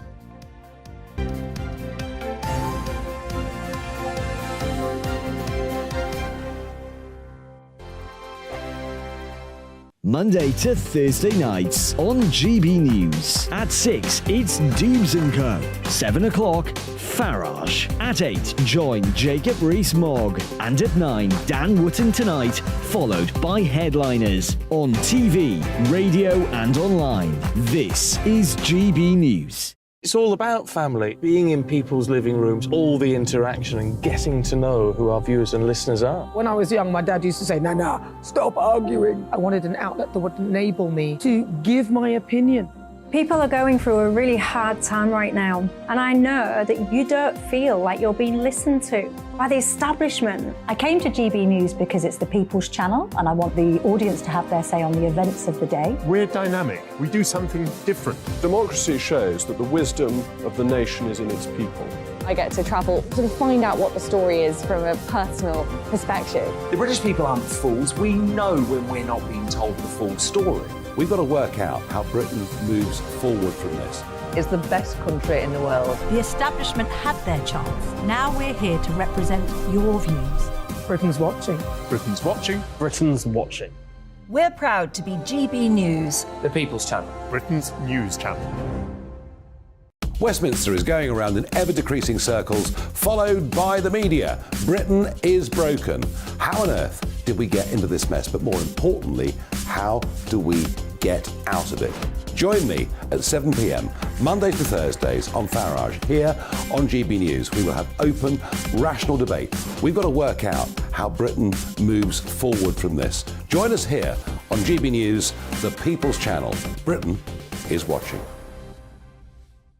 I'm Jacob Rees-Mogg, the Member of Parliament for North East Somerset and a former government minister. For years, I've walked the corridors of power in both Westminster and the City of London. We need to have the arguments, the discussions on how we make it better. Crop failures, famine, war, suffering on a scale completely unimaginable. We are putting the cart before the horse. As Charles I said at the scaffold, he was the true defender of liberty. Yeah, I've completely derailed the conversation. Join me Monday to Thursday at 8 p.m. on GB News, Britain's news channel. GB News has its own late-night paper preview show, Headliners, where comedians take you through the next day's top news stories. You don't have to bother reading the newspaper, we've got it covered for you. Headliners, every night at 11 p.m, and repeated every morning at 5 a.m. We won't send you to sleep like some of the other paper review shows out there. GB News, the People's Channel, Britain's news channel. Join me, Camilla Tominey, on Sunday mornings from 9:30, taking the politicians to task and breaking out of SW1 to see how their decisions are affecting you across the UK. Bursting the Westminster bubble every Sunday morning, only on GB News, the People's Channel. Britain's watching. You've probably seen politicians interviewed 1,000 times, but we do it differently. We find out who they really are, we don't shout, we chat, and hopefully we bring a bit of light, not just heat. Did you know Kate Moss? Apparently. Do you have a pair of jeans or a pair of jeans? No, of course I don't. What would I do with them? My friends are like, oh my God, what's she doing now? Join me every Sunday at 6 for Gloria Meets, only on GB News, the People's Channel, Britain's news channel.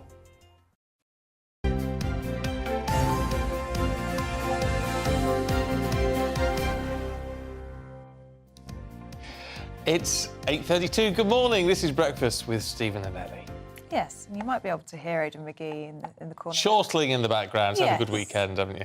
He's had a lovely weekend. We're going to be talking about the sport, aren't we? Yes. We're going to be sticking to work with you, Aidan. Yeah. Manchester City, that won the Premier League title. Fifth time, I believe. Yes, fifth time. Fifth time in 6 well. years, 3 in a row. The first side to win 3 Premier League titles since Man United in 2007, 8 and 9. They rattled off 24 games unbeaten when they really needed to, Ellie. There was a stiff competition from Arsenal, unexpected over the course of the season. Arsenal blew up when it really mattered. And when you've got that juggernaut behind you with a massive squad and a huge investment of players, and as I said yesterday, when you've got a World Cup in the middle of a season and you've got fixtures stacked up either side of it, it's the squad that matters. We're now in May. Manchester City have got one injury because they've managed their schedule so well, and that's the left-back, Nathan Ake, who wasn't even first choice at the start of the season. We've got some shots here. You can see of the Manchester City players celebrating Nottingham Forest win yesterday against Arsenal. So it was the win by Nottingham Forest that enabled... sorry, that was against Arsenal, who were Manchester City's rivals. I mean, it was kind of over anyway. We knew City were going to win the league, but that confirmed it yesterday. So we're celebrating Nottingham Forest win. So Nottingham Forest did themselves a huge favour yesterday because their win against Arsenal thanks to a winner by Taiwo Awumni. That made them safe from relegation worries. Big achievement for them. Hadn't been in the Premier League for 22 years. And they did it having signed 28 players last summer. That's a hard thing to do. I was going to say, I mean, really, you would have expected... I mean, I like Nottingham Forest, but you would have expected Arsenal. Without doubt, yeah. I mean, really, so it's like they deserve all they get. Well, they do. I mean, as I say, they have... People are saying, is it unfair to say of a young side that they choked? I think you'd have to say they did in a way because they could have won yesterday, but then some would argue, well, actually, the title was gone anyway as of last week when they lost to Brighton. But they lost points at Liverpool, they lost points at West Ham, they lost points at home to Arsenal, to Southampton, rather. Now, the thing is, those results in isolation are actually not too bad. It's no disgrace to take a 2-0 lead at Anfield and lose and draw 2-2. Likewise at West Ham, a London derby can be very tricky. But when you've got Man United, when you've got Man City breathing down your neck, you have to win all those games now. You really, really do, because they're winning the title on points totals in the high 90s. If you look back when United won the treble, I think they won it on 81 or 82 points or something. So, and now it's the treble is up for grabs. They won the league yesterday, as we know. They've got the FA Cup against Man United. Man United stand in the way of them breaking Man United's record, winning the treble. That'll be interesting in a couple of weeks' time. And the Champions League now as well. So they're bearing down the treble, and that would put Manchester City at the very summit of the world game. I believe that Manchester City carry the best collection of footballers on the planet right now. Oh. On the planet. They deserve to win the treble. You can raise questions about the charges that are hanging over them. Did they cheat? Did they do it by cheating? But that's not going to come up yet. They're stalling for time. They're wrapping the Premier League up in litigation at the moment. So that might not be heard till later on. But just for the footballing point of view, they deserve huge congratulations. They are a superb machine of a team. What happened with Tottenham yesterday? That wasn't good, was it? Tottenham a disaster, quite frankly. They sacked their manager in March, Antonio Conte. He said after the game at Southampton, which they drew, he said these players are mentally not ready, are not up to it, not up to scratch. And he's an unrelenting personality. He's turned out to be absolutely right. They got beaten at home to Brentford yesterday. Brentford, incidentally, have taken 10 points from 4 visits to London oppositions this season. They won at West Ham, they won at Chelsea, they won at Tottenham, and they take a point at Arsenal. They're an excellent, a very accomplished team. And Tottenham are now 8th in the table. They were 4th when they sacked Antonio Conte. That decision has probably cost them about £60 million in revenue. That's how bad it was, and nobody seems to be accountable at Tottenham. And they were brushed aside yesterday, having took the lead against Brentford. So that's an absolute disaster. Let's look at the Man United and Liverpool situation as well. Man United, there's a battle for top 4 between Liverpool and United. United did their job. They won at Bournemouth with an early goal by Casemiro after 9 minutes. Liverpool couldn't keep up the pace by winning. They drew against Aston Villa, having fallen behind. Bobby Firmino scoring late on with the equaliser in his last home game as a Liverpool player. So we had plenty going on yesterday, and there's a huge battle at the bottom as well. It's now, I did say it was 2 from 4 going down, with Nottingham Forest making themselves safe. It's now 2 from 3. So Everton got a big result yesterday. They've got an equaliser at Wolves. Leeds go to West Ham today. West Ham, hopefully with their eyes on Europe, because they're through to European final themselves. Leeds have to win, really, under Sam Allardyce. Yeah. Otherwise, he's going to be back on here with us. Yeah. Well, very, very, very briefly, because we're out of time, Chantel Cameron in the boxing has really done us proud. Yeah, absolutely. She's beaten Katie Taylor, legendary Katie Taylor. Barry McGuigan told me in 2016 at his gym in Wandsworth when I went down to see him, he said, Chantel Cameron is going to beat Katie Taylor. I didn't think it was going to be 7 years down the line, but she's finally done it. She's proved her calibre. 22 fights unbeaten as a pro. Yeah, brilliant stuff. Aidan, thank you very much indeed. Good to see you this weekend. Thanks, as Aidan. Always. Now, Andy Street has issued a warning to Rishi Sunak that Britain's homes crisis could cost the Conservatives the next election. We'll get more details in the papers. That's coming up next. This is GB News.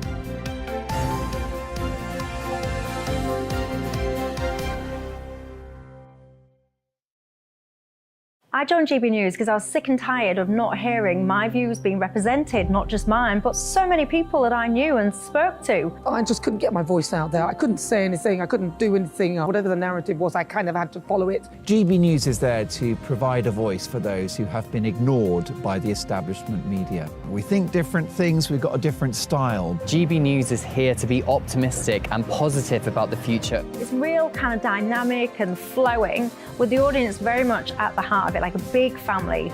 Here at GB News, we talk about the things that matter to you. Hearing the voices from right across our towns and cities, especially our towns. All sides of the argument represented with a heavy dose of opinion.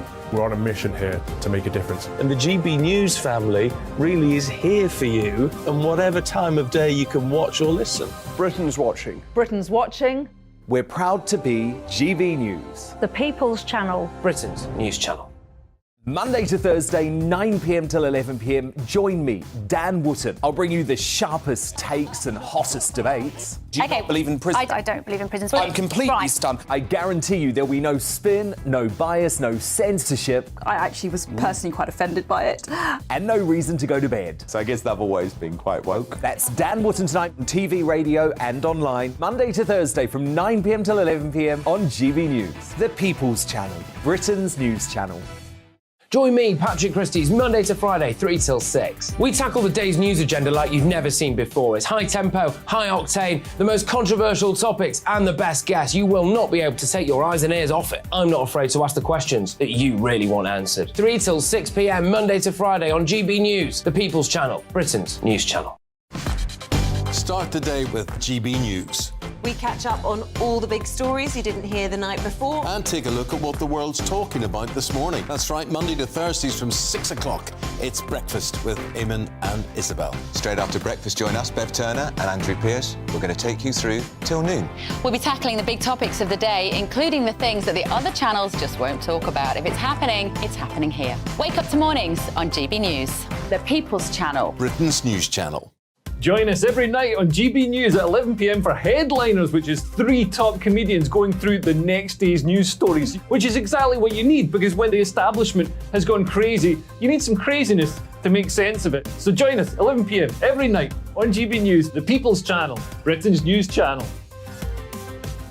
So Dubes and Co, we tackle the issues of the day with real robust debate, both sides of the fence, battling it out with me in the middle with my forthright opinions and views. And often really interesting things happen because you start with a position and then by the end of the debate you find actually, well, I might not have thought about that one. What we need in this country is 2 new political parties. You should maybe think about doing a 2024 calendar. I'm Michelle Dewberry and I'm keeping you company right through until 7 o'clock this evening. GB News, the People's Channel, Britain's watching. Every Sunday from 11, join Michael Portillo. There'll be topical discussion, looking at the week before and the week to come. So kick back and relax at 11 a.m. on Sundays on GB News with me, Michael Portillo. GB News, the People's Channel, Britain's news channel.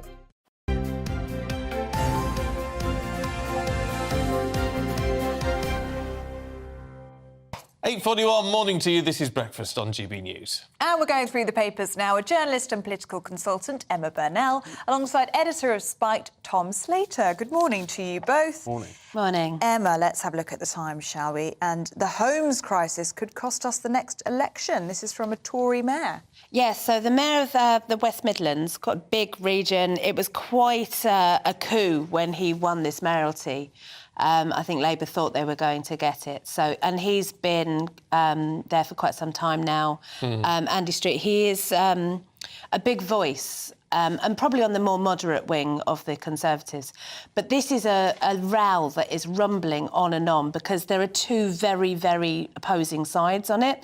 There are those MPs, particularly in the South East, the old sort of blue wall as it's known, who really believe that any relaxation of planning rules will lead to them losing their seats because they are protecting their countryside, their more village-focused patches. And then other people who are saying, we absolutely have to build housing. This is existential for the Tories. If we don't increase people's ability to buy homes, i.e. have capital, there is no future for capitalism. So it's very interesting that the mayor has said this. He's a big figure in the Tory party. And that he's coming out so strongly and publicly in saying this is very interesting for those of us who are watching the Tory party with interest and to see which way they'll jump. I'm very much on Andy Street's side of the fence. I think we should be building a lot more housing. What do you reckon, Tom? No, I think he's completely right. I think this is an open sore for the Tories, and also it's one of those issues where it's too late for them to do anything about it as well. I mean, the problem is that they could at least try and set a sort of direction of travel, but what we've seen in recent days is Michael Gove, the Housing Secretary's plans for things like abolishing leasehold, even the few things that he could do in the space that he's got. still the pressure is there from those certain interests around the party to not go ahead with it. So it's obvious that this is going to be something which, the age at which young people start to lean towards the Conservatives has been going up and up and up and up and up. And this isn't the only reason, but it's certainly a big, powerful one part of it. as to why they can't attract those voters. Talking of the Tory party, the Sunday Telegraph is quoting the Prime Minister saying, "I'll protect children from extreme gender views." Or extreme gender views? Well, it's essentially extreme gender views in sex education. So it's around the question of gender identity as well as sexuality in general. This has been a sort of running scandal or concern, shall we say, in the UK for some time now.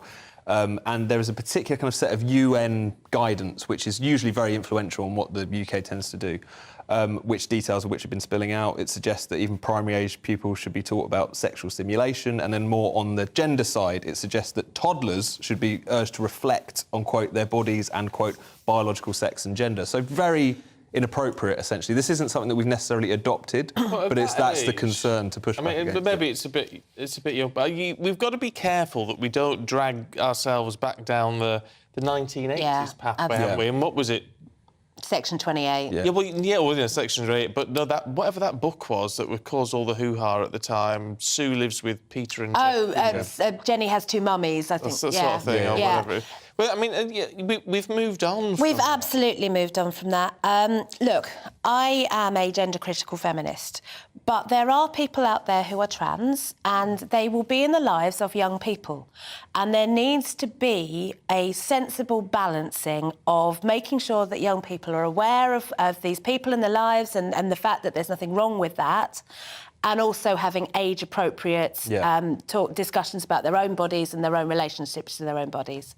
And I think that there are ways we can go through this, but if this just becomes yet another cudgel for left and right to hit each other over the head with, the people who lose out are the both vulnerable children, vulnerable trans people, and vulnerable women. And so we've got to find a way through this that takes the heat out and just makes it more about light. So I think the extent to which it's a cudgel is because it has become a real issue. I think schools are going to be the next big battleground in the whole argument over gender, because you've seen in various different situations, taking a very kind of affirmative approach, i.e. a young person says, I think I might be trans, and then rather than treating that as the beginning of a discussion, it's the end of the discussion, suddenly, even cases of parents not being aware that the school is referring to the child and using different names and pronouns and stuff, this sort of thing can't go on, and the longer that it does, the more parents are naturally going to be concerned about it. And then there are times when it is appropriate for a teacher not to tell a parent about something. That's usually when they're concerned about abuse happening at home. There are real reasons why you do not teach your children to keep a secret from mum and dad. And because you can imagine all sorts of safeguarding issues around that. And so, in general, that's not good practice. As I said, there are occasions when a teacher has to be a trusted friend so that they can talk about things happening at home. But that has to be that kind of exception rather than generating a culture where it is OK to keep secrets from home. No, I'd agree with that. Emma, let's stay with you, shall we? A totally different story, though. The Northern Ireland Council election, Sinn Féin. Set to become the largest party now in Ulster. Yeah, absolutely. I mean, in many ways, I think this just shows how far we've come in my lifetime. And I remember very clearly, I had a friend who was caught in the Harrods bombing in 1983. Her Christmas treat, getting taken up to the West End, ended with a broken leg. And now look at us. We've got parties who were once literally, trying to kill each other, now fighting it out in a democratic way, and Sinn Féin have won. What will be interesting to see is how the DUP respond to this, because so far they've been so intransigent, and Stormont and being shut down as soon as... What's interesting, because it was seen as perhaps if the Alliance Party had done a bit better, it would be seen as a big blow to the DUP, and they'd say, well, obviously people aren't buying into your argument of staying away from Stormont. DUP's actually done all right. They've done OK, but they have gone backwards. Yeah, still seeing the it as a Alliance mandate Party, for their position. I mean, we are still talking about a culture where it was very much two sides. That the Alliance Party has about half of the seats of the DUP now. It's actually quite a big leap for them. So you wouldn't expect something as a place as sectarian, with such a sectarian history of Northern Ireland, do this all in one go. But it is interesting that the alliance is coming through. Yeah. Let's have a look at the... no, what is it? Tom, the Express, Sunday Express. We're going to look at the G7 summit. I mean, obviously, everyone's coming out and saying nice things about Ukraine and Zelensky, understandably so. And actually on things like... We are seeing movement, aren't we, on things like F-16, on all these agreements that are now coming into place. No, definitely. So there's been a bit more action to back up the rhetoric, as you suggest. Not only has America signalled that they would be OK with various other countries sending F-16s and so on, opening up that conversation, there's also more talk about trying to close the loopholes in sanctions, because there's been various different ways in which Russian oligarchs have managed to get around all those kinds of things. A lot of super yachts parked in Turkey, as I understand it, and so on. So there's these different ways in which they're trying to close the net. But the support for Ukraine will never waver. I think the difficulty is at this point so much will hinge on what happens in this counter-offensive that we're all waiting for. It's arguably potentially already begun with what they call shaping operations, things already starting to take place, but so much hinges on if they can chalk up some wins, regain territory, and also it be seen to be such, you know, not be seen to be a disappointment in any sense, that so much of the ongoing support will hinge on that. And I think that's what is essentially going to decide it. But as you say, at the moment, certainly still a much firmer front than we might have seen even a few months ago. Yeah, no, fair point. Tom, Emma, thank you both very much indeed. Good to see you this morning. Yes, Thank really you. good to see you both. Always Thanks nice to very celebrate much. on National Tea Day. How do you like your tea, both of you? I don't drink it. Well, You neither. Get out. What's going on? Cancelled from Leave the GBNews. studio, both of you. Cancelled. Because if you're a proper Brit, then of course you love a cup of tea. And what better day to put the kettle on than today, because it is International Tea Day. Yes, and as the latest tea trends are released, our reporter Anna Riley brings us this report from Britain's biggest tea drinking region. Tea. We've been drinking it in Britain since the 16th century, and with 10 million cups drunk every day in the UK, it's certainly a popular beverage. And tea production so important that the UN designated the 21st of May as International Tea Day. To tie in with this, the latest tea census found almost a quarter of Brits drink 5 cups or more every day. 77% favoured black tea and 54% rated taste as the top reason for drinking tea. But why is tea so trendy? A big part of the work that we do at the Tea and Infusions Association is to promote tea and to encourage people to drink tea. And you know, we talked about the well-being benefits of drinking tea, taking a break, reducing your anxiety, but tea is also packed full of health benefits as well. So it's a great drink to introduce into your diet if you're not doing that already. And there's health benefits. You can find them in black tea and green tea. There's oolong tea, you know, all different types of teas. And I'd recommend people just get out there and try them. It's places like the Georgian tea rooms in Bridlington that are keeping the British tradition of afternoon tea alive. I think the joy of a tea rooms is it's just a little bit of escapism from everyday life. People come in here as an experience. They're coming for afternoon teas, and it's a sort of a slower pace of life. With Yorkshire being named as the region with the most tea drinkers, it's not surprising that so many cups are sold here.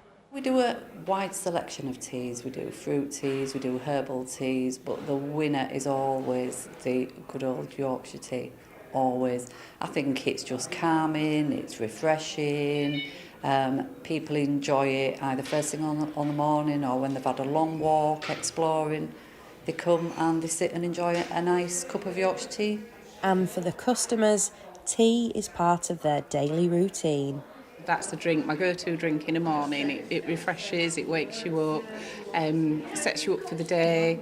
You know, if you're feeling a little bit groggy, sort of, you know, just gives you that time to, you boil the kettle, bit of mindfulness, you know, waiting for it, thinking what you've got ahead of the day, and then you have your tea and it's nice. So, whether you favour a builder's brew or a milkier mug, for many of us, having a cuppa is simply tea-rific. Anna Riley, GB News, Bridlington. See, there's nothing... You can't beat a tea shop like that. No, you can't. I'd love to I'd go and visit that lady's tea shop. No, that looked great, didn't it? It's that and a little sandwich or a scone or something. Stop. And it is so refreshing. It is. That lady wasn't wrong when she said refreshing and calming. Calming. It is very calming. I do love a pot of tea. And it's nice to... Though I use tea bags at home most of the time, but I do like, with a proper pot and everything. And what would you do with the pot? Tea bag? No, you want loose tea in a pot. I get very posh with your pot. Yeah. Your loose leaf, very nice. No, well, I haven't got any loose leaf tea at the minute, but... Do you know what? It's always nice. I like seeing those statistics in that report there from Anna Riley. 77% of people like black tea, which, as you like to point out, was... It's just tea. It's just tea, because I thought that meant without milk, and I was quite shocked at that. You were. But that was incorrect. Yeah, so black tea rather than your green tea. Exactly. And what's the other one? I think it's the average of 5 cups a day. 5 cups a day? Yeah, it's Yeah, not. no, I can understand that. I think Bill... I've done that this morning. Bill says 3 pints in the morning, another pint and a half at tea time. Where are you from, Bill? Yeah, that's what we want. Doesn't say. He is a Yorkshire fella talking in pints. Excellent and most enjoyable programme. Thank you. Well, thank Quite you, right. Bill. And Andrew says the process of making tea is called infusion. It's dependent on temperature for the best outcome. Therefore, the best method is a warm cup, boiling water and a 2-minute brew. Perfect. Thank you. We'll try that. Now, coming up with the latest on what has been the final day of the G7 summit. This is GB News. Hello there. Welcome to your GB News weather forecast from the Met Office. I'm Craig Snell. Looking ahead to the next few days, after some rain today across Scotland and Northern Ireland, most of us will see a largely dry and fine few days ahead, all courtesy of an area of high pressure. But at the moment, we still have this weather front trailing across parts of Scotland and Northern Ireland, being a focus of some rain. But this will weaken as we go through the next 24 hours or so. So as we start today, plenty of sunshine across England and Wales. Some low cloud from time to time will affect some eastern coast of England, but the cloudiest skies really reserved for Northern Ireland and Scotland. The rain will weaken as we approach the afternoon, so that may allow the skies to begin to brighten here, but all the time, best of the sunshine across England and Wales. And in the sunshine, feeling pleasantly warm, highs reaching 21 or 22 degrees in a few spots. As we go into the evening, a fine end to the weekend really for England and Wales. Further north, the rain will continue to weaken, allowing some clearer skies to develop for Northern Ireland, but probably remaining quite cloudy, especially across eastern Scotland, where we'll continue to see some rain throughout the night. But further west across England and Wales, we will continue to see clear skies overnight. So another chilly night to come for the time of year, especially for some prone spots of Wales. But we'll start the new working week really on a fairly quiet note across the board. Conditions also improve as the day goes on for eastern Scotland. So I'm hopeful for a lot of the UK we will see some sunshine throughout Monday. Best of it all the time will be across western areas. And in the sunshine, feeling pleasantly warm once again. We could even see highs approaching the mid-20s across parts of Wales and the Midlands. So certainly making it the warmest day of the year so far. May well just have cool breeze affecting some North Sea coasts at times, just tempering the temperatures here. Tuesday, Wednesday, remaining fairly similar, plenty of dry and fine weather to be had, and in any sunshine, it will remain pleasantly warm.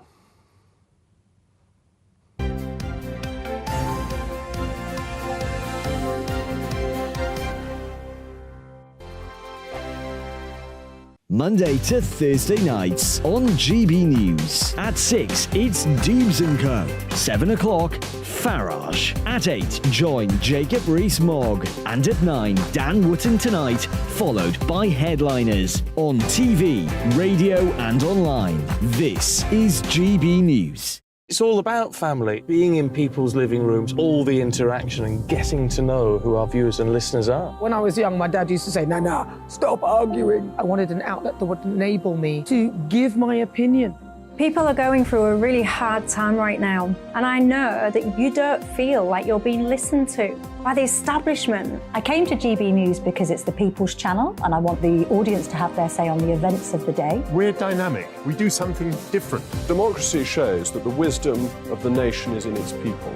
I get to travel to find out what the story is from a personal perspective. The British people aren't fools. We know when we're not being told the full story. We've got to work out how Britain moves forward from this. It's the best country in the world. The establishment had their chance. Now we're here to represent your views. Britain's watching. Britain's watching. Britain's watching. We're proud to be GB News, The People's Channel. Britain's news channel. Westminster is going around in ever-decreasing circles, followed by the media. Britain is broken. How on earth did we get into this mess? But more importantly, how do we get out of it?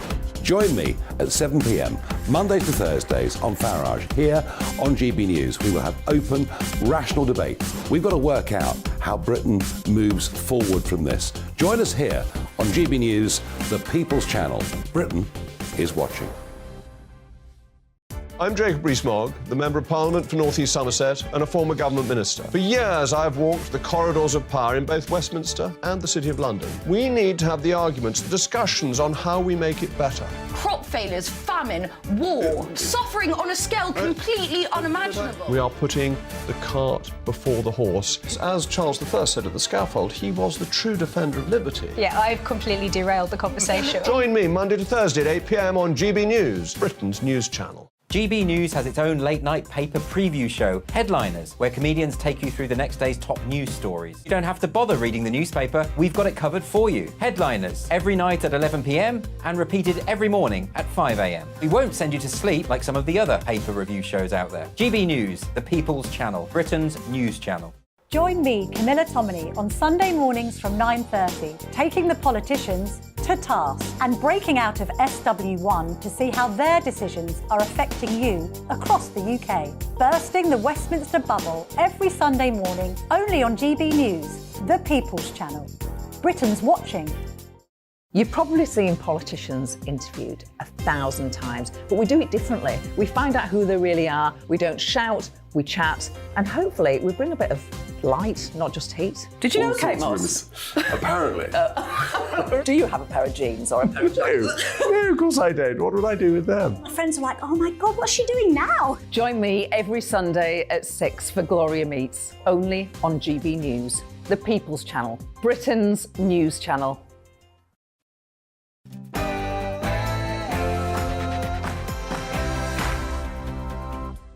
Good morning, it's 9 o'clock on Sunday the 21st of May. Today, after more than 20 years with the show, Phillip Schofield steps down from this morning following those rumours of a rift with Holly Willoughby. On the final day of the G7 summit, Rishi Sunak says he stands shoulder to shoulder with Ukraine. We're expecting a speech from President Zelensky a little bit later on. In Northern Ireland, Sinn Féin has become the largest party in local government, as well as in Stormont. Our reporter, Dougie Beattie, will be joining us with the latest. And an entrepreneur from Essex who calls himself the millionaire clown has become the saviour of the Middleton family business. James Sinclair will be joining us in the studio to talk about his new business venture. And it's party pieces. Oh, party pieces, yes. Yeah. Maybe you'll bring some clown hats or little I hope so. I hope so. I don't know. I don't know what you call them. I know I used to love them. Yeah, anyway, I'm Stephen Dixon. I'm Ellie Costello, and this is Breakfast on GB News.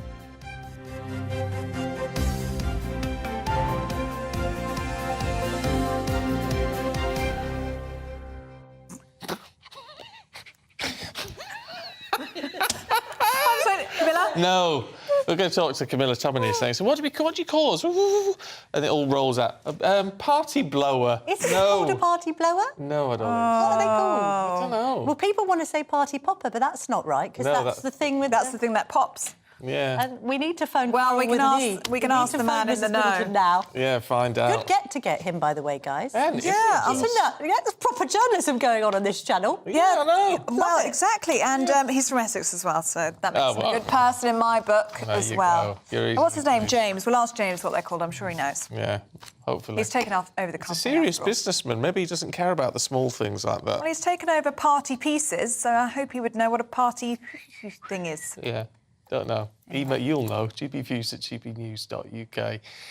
Now, the Prime Minister has given a press conference about an hour ago on the last day of the G7 meeting in Japan. Yes, Rishi Sunak said the UK would stand with Ukraine for as long as it takes. I want to pay tribute to my friend Vladimir. It was a privilege to welcome him to Chequers earlier this week.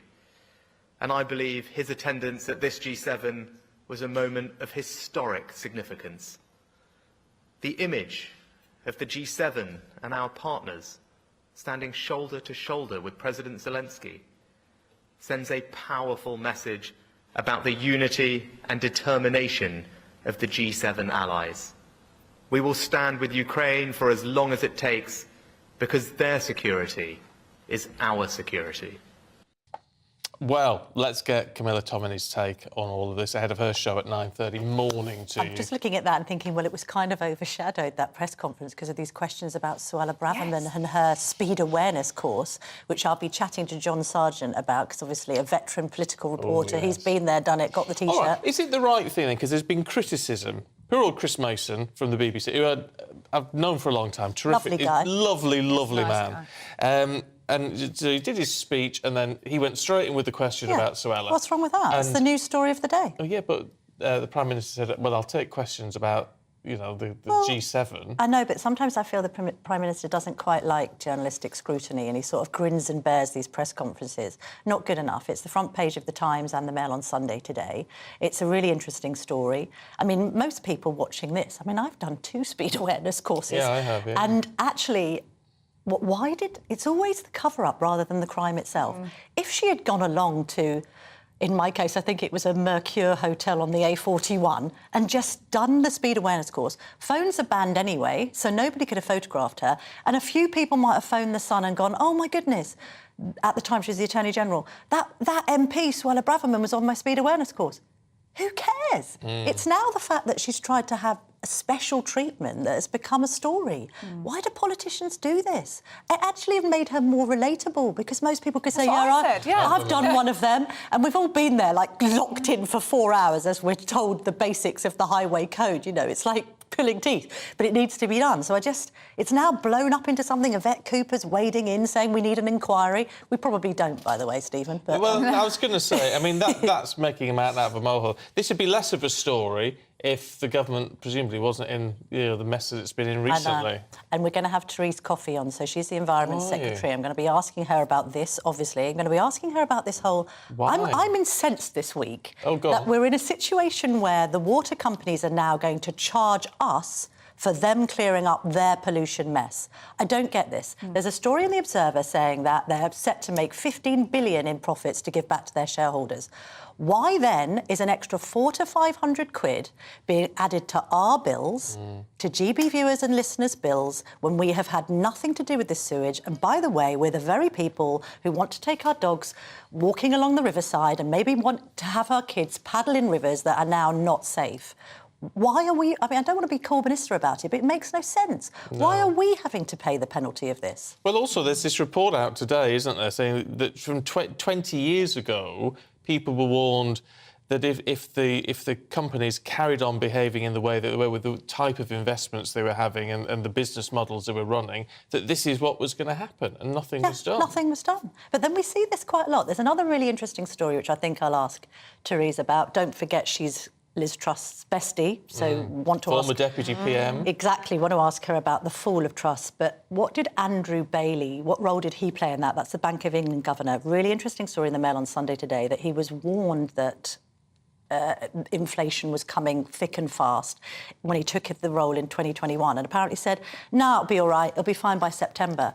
Now, Liz Truss and her allies often argue that part of her undoing it was the mini-budget and too much too soon, but it was also the Bank of England not dealing with interest rates in the same way as in America, but equally all of this quantitative easing. Why were interest rates so low for so long? So it'd be interesting to hear her reaction to that. Yeah. I've also got Sean Woodward on. He defected. Do you remember him? He defected from the Tories to Labour in 2001. Yeah. I think, you know, captivated by Blairism. And I want to ask him, is Starmer the next Blair? And if he isn't, then what are Labour's hopes of gaining majority come the next general election? Was it him when they said it's the first time we've seen a rat swimming towards a sinking ship? Well, people's briefing at the time about his defection, because he was in Witney, which then ended up being David Cameron's seat. He was moved from Witney to a safe Labour seat. But the briefing against him at the time, you know, you're a rat, you're a traitor, was really full on. It was the pre-social media age, but it was all over the newspapers. So we'll ask him a bit about that. It's kind of interesting that Labour's actually coming out with some policies this week at last. I don't know how popular they're going to be. Let's concrete over the countryside. Let's give EU citizens the vote. Let's have more migration. because that's what everyone's asking for at the moment. And NHS today from talking about reform, which, I mean... It's interesting. It's music to... I'd actually say Conservatives' ears, because they keep on saying, why are we ploughing the money in without changing the system? Wes Street has got a double-page spread in The Sun. I always joke about Wes being the most ambitious man in the Labour Party. To be fair, The Sun has got a strap along the headline, something like, you know, at last, someone in Labour speaking sense about the NHS. So if you get that kind of press coverage, you'd be quite happy if you're in the Labour press office today, I think. I should think so. It all sounds like a fascinating show. Can we just sit here while you do it? Is that all right? Yes, please. Join me. Yeah. It's going to be a cracker. Oh, I'm biased, but it's going to be really good. Action-packed. Camilla, thank you very much Thanks so much. Thank you. OK, let's bring you up to date with other stories that are taking place today. And as we just heard, the Environment Secretary, Therese Coffey, says scrapping EU laws would boost the UK's domestic wine industry by £180 million. A number of Brussels regulations that were retained after Brexit will be dropped as part of the retained EU law bill, including some that impact the wine sector. The Labour leader expected to warn the NHS is not sustainable unless serious and long-term reforms are made. Sir Keir Starmer will make a speech in the east of England today to set out fundamental changes, extra investment and new performance targets. Sinn Féin's Vice President, Michelle O'Neill, is hailing the local election results in Northern Ireland as momentous as her party becomes the largest in local government. Sinn Féin has 144 councillors so far, whilst the DUP has 122 and the Alliance Party 67.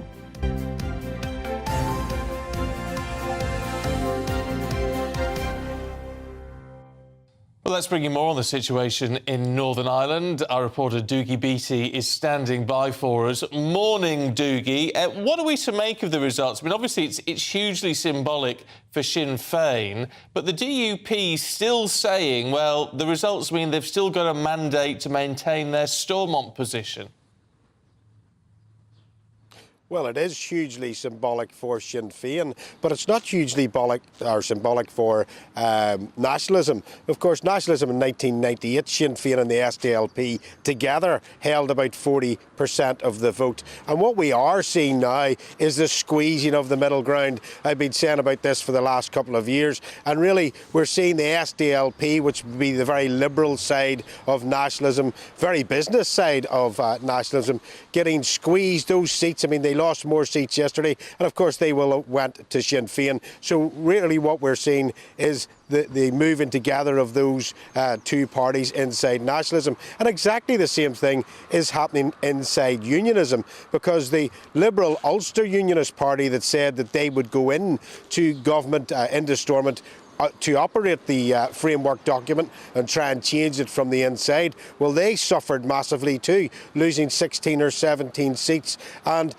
what was the real surprise for me was the Alliance Party only grew by about 2 or 3%. So that means that Sinn Féin had actually repelled the Alliance attack on their voters and taking voters away from them. Sinn Féin is a very, very slick political machine. I mean, they are the largest in local government here now. They're obviously the largest party in Stormont, but they're not in government there. They're the largest party in the Dáil Éireann in the Republic of Ireland, but they're not in government there because there was a coalition put together there. And they do have MPs, but they don't take their seats there. So all of this now boils down back to Chris Heaton-Harris, the Secretary of State, who is going to turn around and say, OK, we're going to take you back into government. And serious pressure was put on to the Unionists before these elections. And it must be said, for the last few months, they had Joe Biden visiting, Ursula von der Leyen, the Clintons, all putting pressure on, go back into government, go back into government. And after all that pressure, including some very indirect pressure from the media inside Northern Ireland, what we've actually had now is the Unionist vote has held up. So Chris Heaton-Harris now has to say, well, if I had an election tomorrow, Sinn Féin would come back as the biggest party in Stormont. The DUP would come back as the second largest party, and all that would happen would be the middle ground would be squeezed, and the Alliance Party would become the biggest middle ground party, making a three-party state. And that is not where Chris Heaton-Harris wants to go. So he has to decide, and the British government have to decide what they're going to do with this framework document in order to get Stormont up and running, or scrap Stormont altogether. Okay. It will be really interesting to see how the DUP are going to respond to this, Dougie. Well, they have quite clearly said that their mandate is there to keep where they are, and you can't find fault in their argument because they went to the polls. They said that they were against the framework document, and they didn't lose any seats. So that would say that they're going to stay where they are. But if you look at what's happening, wider picture of British politics, with the elections just about a year, 15 months away, and we did hear talk of coalitions with various parties with the Tory party, you might think a little bit harder. Would the Tories be looking at doing a deal with the DUP and others in order to keep power? So that might change the look at things in Northern Ireland a little bit and might ease pressure on the DUP. OK, Dougie, thank you so much for bringing us up to speed there. It has been a very full-on 2 days for Dougie Beattie there in Northern Ireland. Now, we've been debating this. What do you call one of these? You know, those... that roll out. Now, according to Wikipedia, it's a party horn. I don't think it is. But also known as a party blower, a party pipe, a party elephant, a party whistle, which I think is how I remember it, a whizzer, a blow tickler, a tongue kazoo, or a party snake. Party snake? But I think party whistle is how I remember it. See, I don't think I've ever referred to it by name, actually. I think you just get them out of the party bag and go, Yeah, I love them. They're brilliant. What's the official name? Party horn? Party horn. There you go. But anyway, we're going to be meeting the millionaire clown, to see, as he calls himself. Ask him important questions. We'll ask him stuff like that. He's just taken over the Middletons party business, the Middletons. So we're going to find out what ventures he's got planned for this year. This is GB.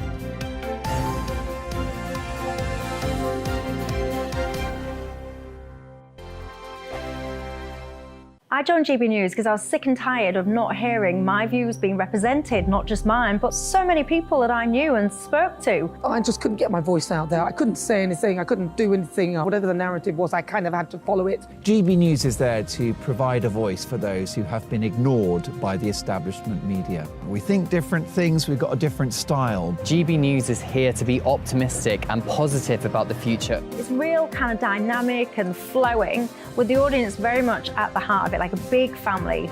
Here at GB News, we talk about the things that matter to you. Hearing the voices from right across our towns and cities, especially our towns. All sides of the argument represented with a heavy dose of opinion. We're on a mission here to make a difference. And the GB News family really is here for you, and whatever time of day you can watch or listen. Britain's watching. Britain's watching. We're proud to be GB News. The People's Channel. Britain's news channel.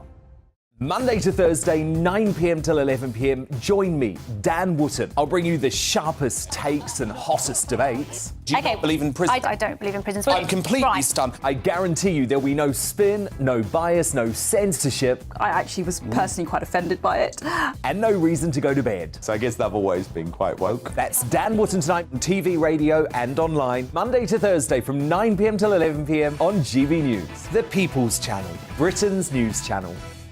Join me, Patrick Christie's, Monday to Friday, 3 till 6. We tackle the day's news agenda like you've never seen before. It's high tempo, high octane, the most controversial topics, and the best guests. You will not be able to take your eyes and ears off it. I'm not afraid to ask the questions that you really want answered. 3 till 6 p.m, Monday to Friday on GB News, the People's Channel, Britain's news channel. Start the day with GB News. We catch up on all the big stories you didn't hear the night before. And take a look at what the world's talking about this morning. That's right, Monday to Thursdays from 6 o'clock. It's Breakfast with Eamon and Isabel. Straight after breakfast, join us, Bev Turner and Andrew Pearce. We're going to take you through till noon. We'll be tackling the big topics of the day, including the things that the other channels just won't talk about. If it's happening here. Wake up to mornings on GB News, the People's Channel, Britain's news channel. Join us every night on GB News at 11 p.m. for Headliners, which is 3 top comedians going through the next day's news stories, which is exactly what you need, because when the establishment has gone crazy, you need some craziness to make sense of it. So join us 11 p.m. every night on GB News, the People's Channel, Britain's news channel. So Jubes & Co, we tackle the issues of the day with real, robust debate, both sides of the fence, battling it out with me in the middle with my forthright opinions and views. And often really interesting things happen because you start with a position and then by the end of the debate you find actually, well, I might not have thought about that one. What we need in this country is 2 new political parties. You should maybe think about doing a 2024 calendar. I'm Michelle Dewberry and I'm keeping you company right through until 7 o'clock this evening. GB News, the People's Channel, Britain's watching. Every Sunday from 11, join Michael Portillo. There'll be topical discussion, looking at the week before and the week to come. So kick back and relax at 11 a.m. on Sundays on GB News with me, Michael Portillo. GB News, the People's Channel, Britain's news channel.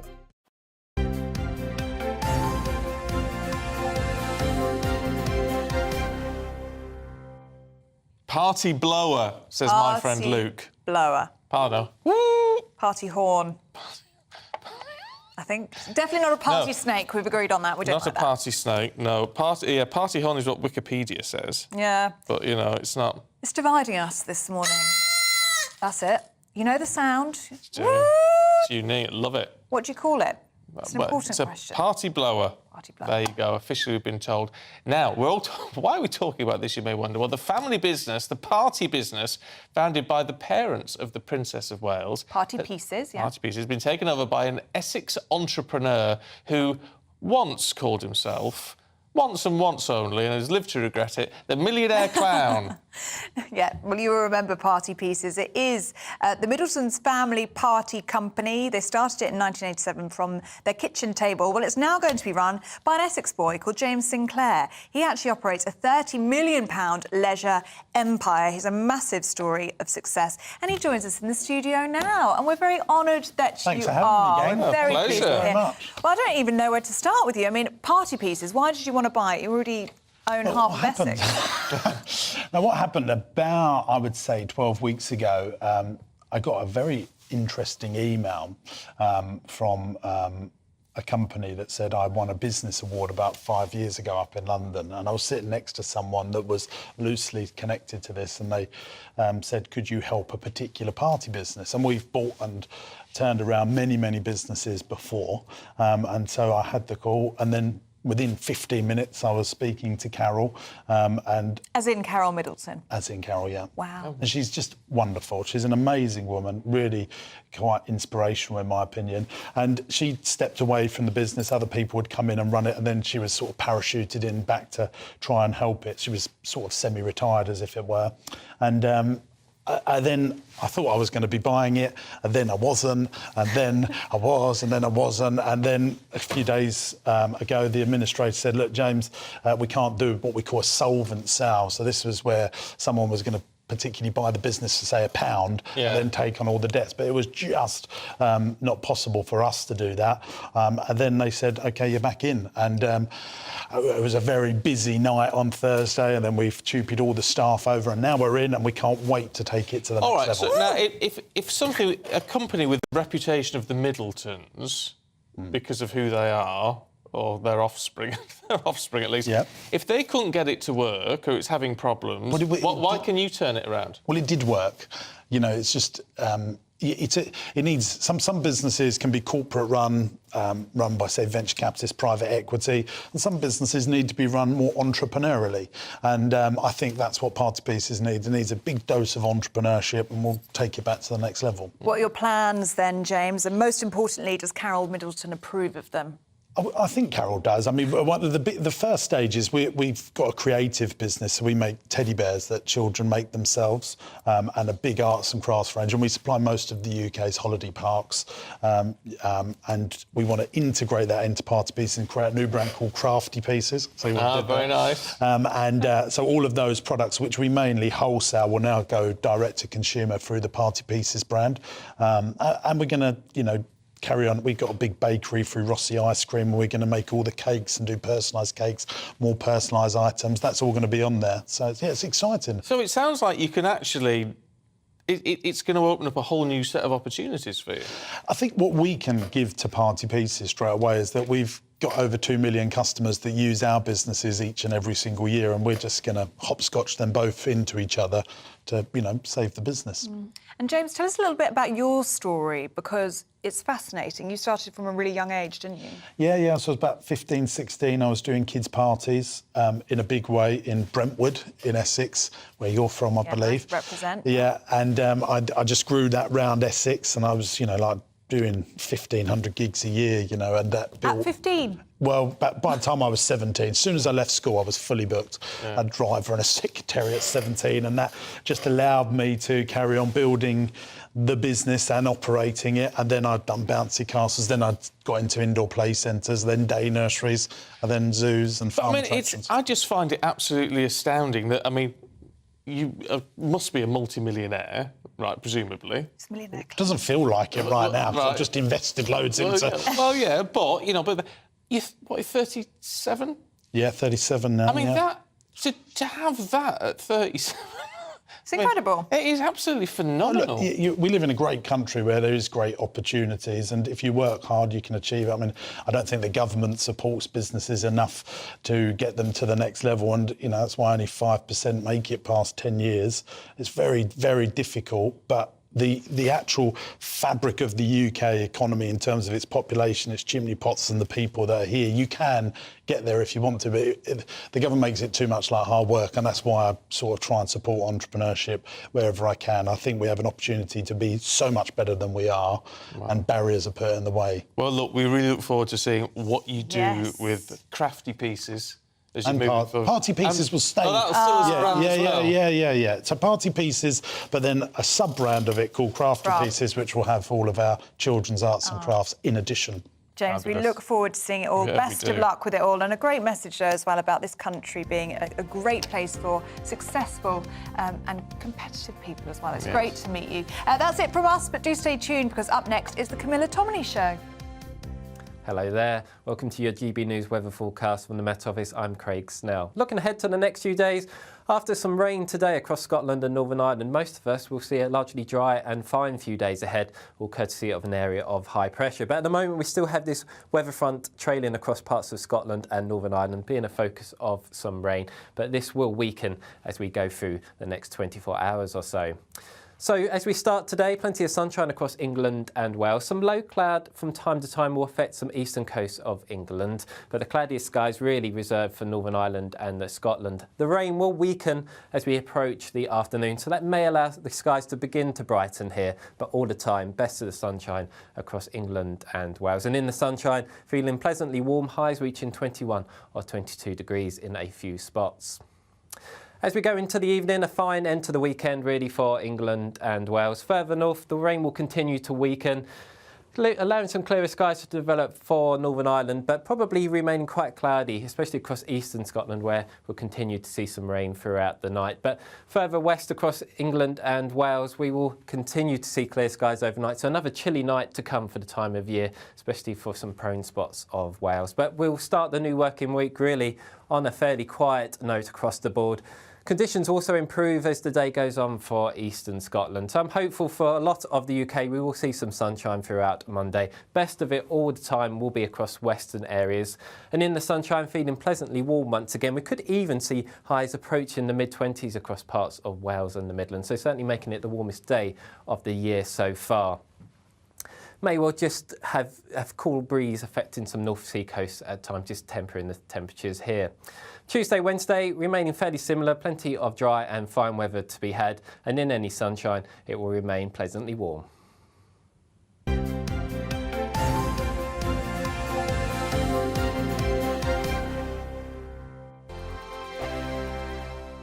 Monday to Thursday nights on GB News. At 6, it's Dubes & Co.